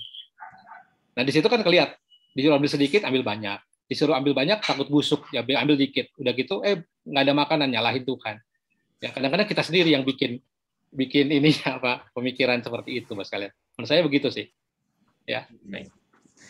Ada lagi nih dari Ibu Nina, Pak Agus. Ya. Adakah batasan beriman dan berusaha? Maksudnya mungkin juga kalau misalnya saya tambahkan, kadang-kadang kan kalau yang namanya beriman itu harus berusaha itu harus beriman. Mungkin juga tambahan nih, saya tambahan untuk dari pertanyaannya Bu Nina. Bisa nggak pada saat kita beriman itu kita diem? Kan tadi Pak Agus menarik itu bilang bahwa kadang-kadang kan kita harus berserah dan menyerah. Menyerah yang kalau pemikiran saya kadang-kadang memang kita harus diem, nggak ngapa-ngapain. Ya. Nggak melakukan usaha dalam tanda petik, tapi hanya benar-benar berdiam seperti mungkin Ayub kayak gitu ya, berdiam diri tidak melakukan apa-apa. Bagaimana tuh Pak Agus? Ya, saya baca Bapak Ibu kalau sempat baca ya buku bahasan tentang kitab pengkhotbah dari Pak Pendeta Eka Dharma Putra. Itu sangat menarik ya. Karena kitab pengkhotbah itu kan isinya semua sia-sia gitu ya. Hebelin. Semua sia-sia, apa yang kita ini nantinya juga buat anak cucu kita, buat generasi berikutnya, apa yang kita jadi. Nah, di situ ada satu tafsir yang cukup menarik dari Pendeta Eka. Dalam satu titik kehidupan kita ada hal yang mungkin tidak bisa kita ubah. Jadi setelah berusaha apapun kita nggak bisa ubah. Ya, maka itu Pak Eka mengatakan penting bagi kita berdamai di titik itu dengan situasi yang nggak bisa kita ubah. Contoh apa yang paling nggak bisa kita ubah? Kematian ya. Oh, keren. Ya, juga bisa. Kematian ya. Kematian kan satu yang nggak bisa kita ubah. Kapanpun kita akan mengalami setiap manusia. Ketika wajah kita makin tua kan makin kelihatan tanda-tandanya gitu ya. Naik pesawat, ada yang sampai sekarang berkali-kali pesawat tetap nggak merasa takut misalnya. Tetap takut rasanya. Saya kalau tiap kali naik pesawat tuh kayaknya doanya sambil berserah gitu ya. Karena membayangkan berita Air Asia atau apa dulu ada yang jatuh gitu kan, selalu doa itu apalagi ada nanti turbul, itu pasti doa lagi semua ya, karena ngebayangin artinya kita kan takut. kalau di pesawat doanya lebih dekat sama Tuhan. Iya nyanyinya juga makin dekat padamu. Dan itu kan sebuah sisi manusiawi kita. Secara iman kita tahu kematian adalah bagian dari cara kita untuk menjadi ciptaan baru atau berjumpa dengan Kristus. Tapi secara manusia kita juga takut dengan yang namanya kematian. Secara itu kan itu sisi paradoks sebenarnya. Nah, kalau itu yang penting adalah ini nggak bisa diubah. Lalu bagaimana? Ya berdamai. Ya, berdamai dengan itu. Ya. Maka itu saya ada slide ini ya. Ini Bapak sekalian, ada doa serenity prayer ya. Jadi ada satu titik dalam kehidupan saya ketika saya berada dalam titik yang nggak bisa, ya secara manusia udah berpikir tapi lagi mentok nih, udah nggak bisa saya menjawab apapun yang sedang saya gumuli gitu ya. Maka saya mencoba doa sederhana ini, Tuhan berilah aku ketenangan untuk menerima hal-hal yang tidak dapat aku ubah. Jadi ini nggak bisa ubah, tapi saya bisa tenang menerima ini. Contohnya cancer misalnya. Secara ya percaya mujizat, saya percaya. Tapi kalau kemudian Allah juga mengizinkan itu terjadi, bahasa yang mengizinkan, tapi Allah juga memang dan ibu saya tidak mengalami yang namanya mujizat itu, maka saya juga harus bisa menerima sesuatu yang nggak bisa kita ubah. Tapi juga saya bicara sama Tuhan dalam doa itu keberanian untuk mengubah hal-hal yang bisa aku ubah. Dan yang penting adalah kebijaksanaan untuk mengetahui perbedaannya, mana yang bisa aku ubah, mana yang tidak bisa aku ubah. Gitu. Itu dalam titik tertentu ketika saya nggak bisa misalnya menemukan jawaban terhadap apa yang mesti saya gumuli gitu ya. Dan anehnya gitu ya, kemudian kalau nggak ketemu ada ketenangan. Tapi kemudian kalau memang saya belum terpikir, tapi itu ada solusinya, kemudian ada orang lain yang memberitahunya. Dan sekali lagi itu yang saya katakan sebagai mysterium fascinam tremendum, yang saya membuat saya takjub, wow, tergetar, terpesona gitu. dengan perjalanan itu. Dan saya tahu itulah penyertaan Tuhan. Gitu. Oke. Semoga menolong nih. Tapi kalau ada yang punya pendapat lain boleh juga buka audio ya Pak David. Ya, silakan kalau misalnya ada yang mau menyanggah, Atau punya pengalaman yang sama. pengalaman berbeda atau pengalaman yang bisa dibagikan, silakan Pak Bapak Ibu boleh bersuara. Saya tidak bisa melihat nama-namanya yang mau angkat tangan karena di sini di layar saya semuanya muka saya dan Pak Andi Agus ya. Jadi saya tidak bisa lihat yang lain. Ini sama numpang di bis sumber Koncono gitu ya. Waduh. Itu. Masih ada satu Pak David. Silakan, ada lagi. Di Sragen, di Solo Sragen ya. Ada kalanya menjadi orang benar lebih susah daripada orang baik.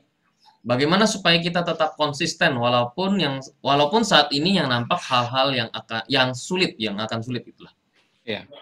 Ya, setuju. Bapak sekalian, ini menjadi orang benar itu lebih susah daripada jadi orang menjadi orang benar itu lebih susah daripada orang baik ya. Jadi ya diperhadapkan dengan yaitu dalam situasi pekerjaan, pelayanan, selalu akan ada paradoks di situ ya. Dan itu membutuhkan respon yang tepat menurut saya, yang tidak mudah ya. Dalam ya pengalaman kita di misalnya kalau di gereja PMJ memutuskan sesuatu juga kan itu kan susah ya. Lalu kemudian gereja mau memberi pertolongan aja susah gitu ya. Jadi menurut saya ada kalanya jadi orang benar itu lebih susah daripada orang baik. Kalau orang baik ya jadi orang baik-baik bisa aja ya dengan topeng dan sebagainya. Tapi benar-benar mau jadi orang yang ya saya ini berdasarkan kebenaran firman Tuhan seperti ini nggak mudah. Yesus aja nggak mudah misalnya ketika dia 3 tahun pelayanan kan yang nantangnya justru orang yang sebenarnya orang-orang yang tahu tentang kebenaran itu, orang Farisi dan ahli Taurat gitu ya, malah justru dicari-cari kesalahannya gitu, dan mereka tidak pernah menemukan kesalahannya. Tapi dari situ mengajarkan bahwa Yesus menunjukkan dari sisi sebagai manusia sebenarnya bisa gitu kita meneladaninya gitu. Masalahnya kita seringkali kalah dengan keadaan. Itu masalahnya. Kita kalah dengan keadaan. Saya ingat banget ceritanya ya kalau nggak salah ada satu desa tuh air sumurnya dikasih apa ya Pak David jadi kasih racun jadi semua penduduk jadi gila gitu. Oh itu ceritanya Pak Roni. Ya, jadi sehari 2 hari dia masih bisa jadi orang waras. Tapi setelah berbulan-bulan hidup dengan seluruh desa yang gila ya jadi gila juga dia. Karena kalau nggak dia jadi aneh sendiri. Jadi itulah yang kadang-kadang membuat betul susah. Supaya konsisten bagaimana? Ya itu harus dari ya Paulus sih kata yang dimunculkan Paulus memperjuangkan ya. Kalau Petrus kata menambah memberi nilai tambah pada iman. Jadi bukan selesai pada saya beriman, tapi memberi nilai tambah pada iman dengan ketekunan, ya, penguasaan diri gitu. Dan itu menjadi sebuah latihan spiritualitas menurut saya yang harus terus kita lakukan.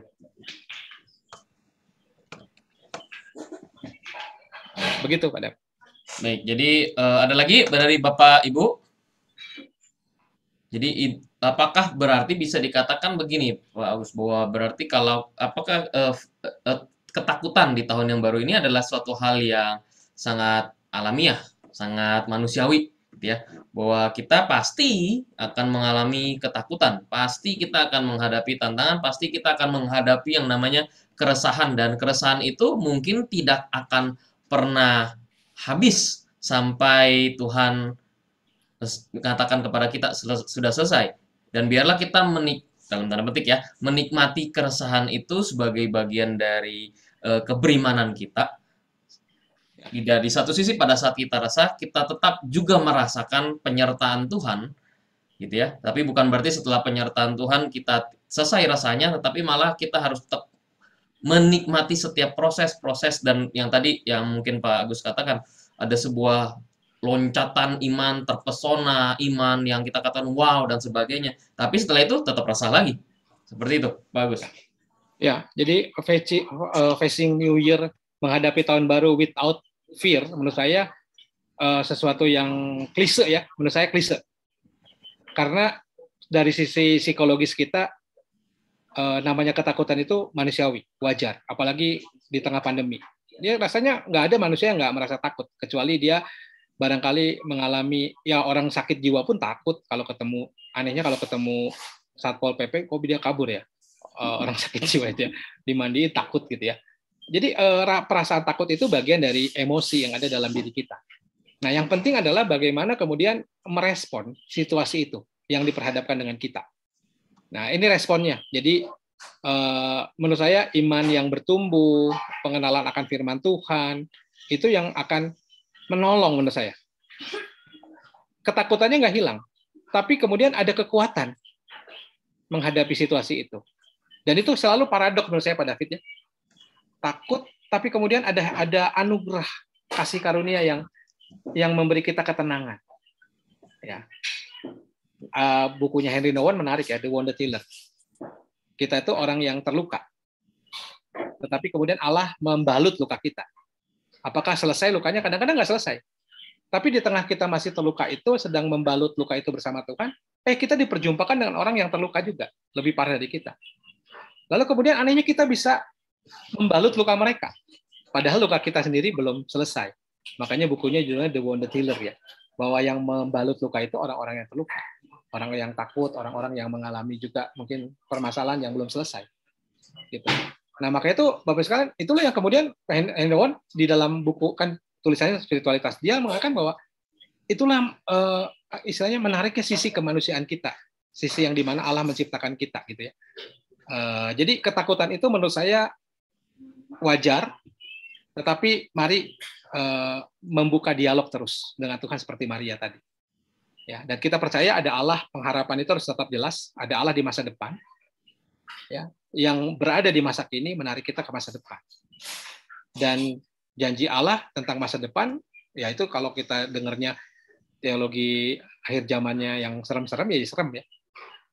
Justru kan kalau kita memahaminya langit baru dan bumi yang baru, gitu kan, yang tidak ada lagi tangis dan air mata dan sebagainya. Seperti apa juga kita nggak tahu, misteri itu, titik misterinya di situ.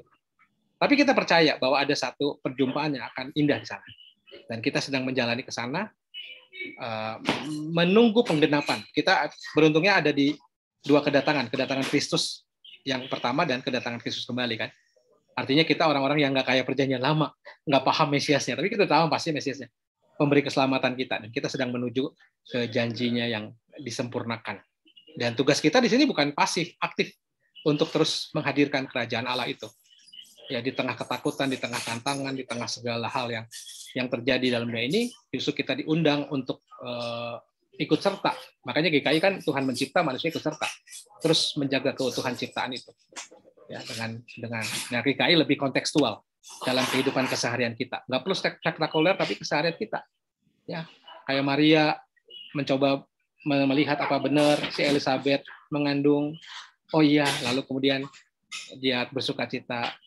Ketika gembala datang menceritakan apa yang terjadi, Maria menyimpan itu dalam hatinya. Pasalnya disusun lagi sampai akhirnya sempurna pasalnya. Dan disitulah kita baru menemukan kebermaknaan hidup. Nah itulah menurut saya yang ya itulah bagian dari spiritualitas perjalanan hidup sebagai orang yang percaya pada Tuhan. Baik, terima kasih Pak Agus. Untuk Bu Risti, mohon maaf ya Bu, karena saya sudah dibilang gitu ya. Nanti mungkin pertanyaan ini mungkin bisa langsung ditanyakan ke Pak Agus gitu ya, karena waktunya sudah selesai. Nah, setelah ini saya langsung kembalikan kepada MC kondang kita. MC kondang, kepada Bu Nina, dipersilakan. Oke, terima kasih. Terima kasih Pak Agus, Pak David, Bapak Ibu. Jadi bagaimana ya, kita mesti takut, ya masih takut lah. Tapi tadi yang menarik adalah bukan masalah perasaan itu sendiri, tetapi bagaimana kita bersikap begitu ya.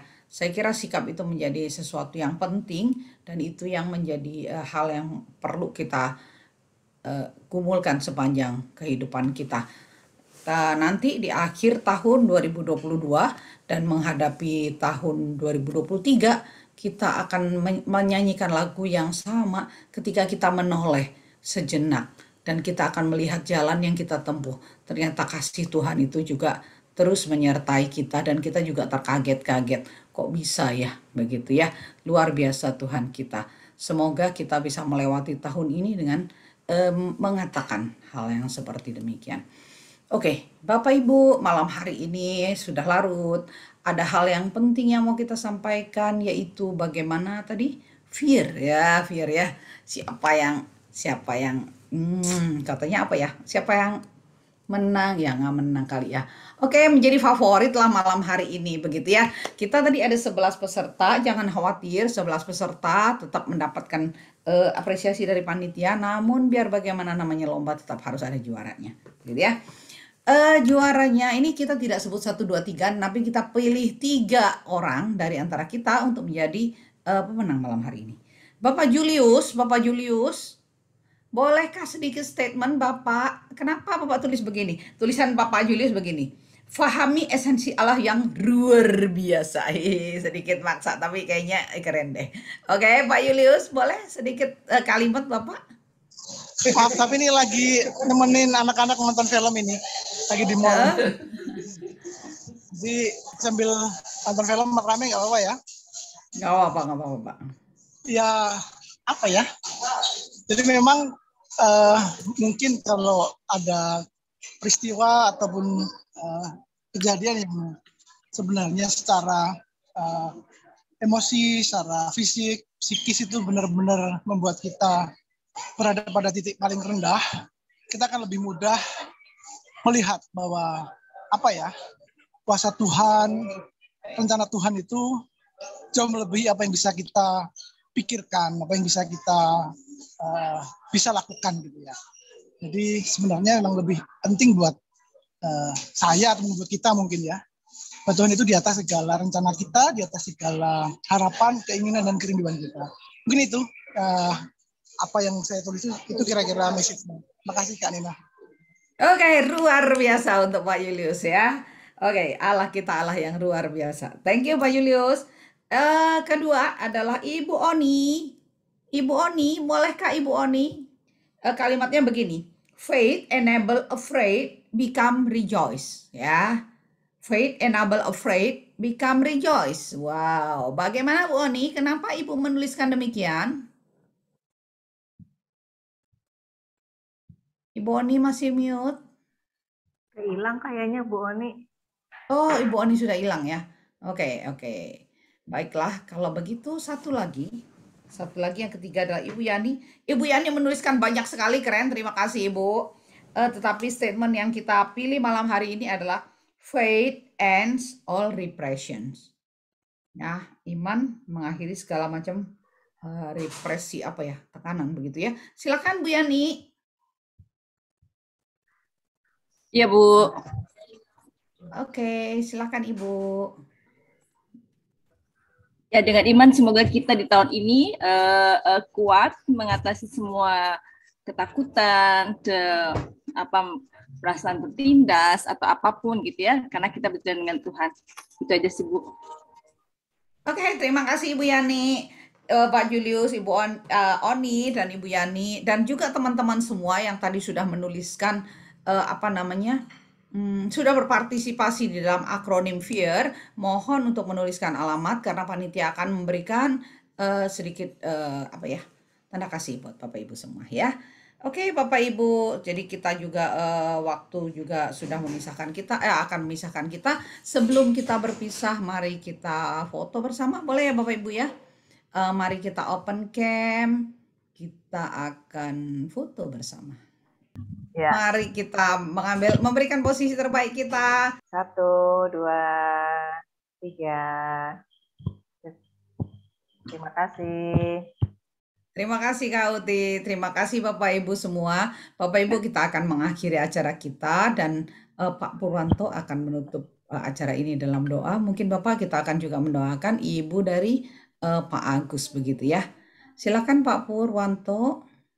Baik, Bapak Ibu, sebelum kita menutup dalam doa, kami ada sedikit menyatakan terima kasih kepada Bapak Ibu sekalian, khususnya Pak David yang memoderatori sesi talk show malam hari ini. Spesial juga untuk Pak Agus Gunawan yang bersedia menjadi pembicara fasilitas. Hilang. Hilang Pencet suaranya. kali Pak, pencet unmute tuh. Enggak. Mute. Ya. Dan tidak lupa juga kepada Bapak Ibu semua yang hadir dalam acara talk show malam hari ini. Dan malam ini menjadi serangkaian acara dari mulai kita dilantik menjadi panitia Natal.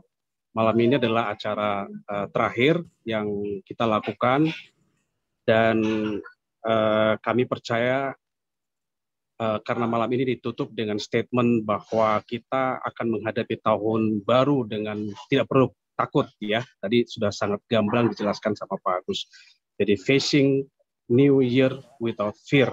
Kiranya itu yang membuat kita semakin teguh dan percaya akan penyertaan Tuhan. Terima kasih sekali lagi, Tuhan Yesus memberkati kita. Mari kita berdoa. Bapak, sekali lagi kami bersyukur karena Tuhan kembali memberikan keyakinan kepada kami bahwa Allah yang hidup, yang menyertai perjalanan hidup kami melewati tahun 2021, Allah yang sama juga akan menyertai kami tahun 2022 ini.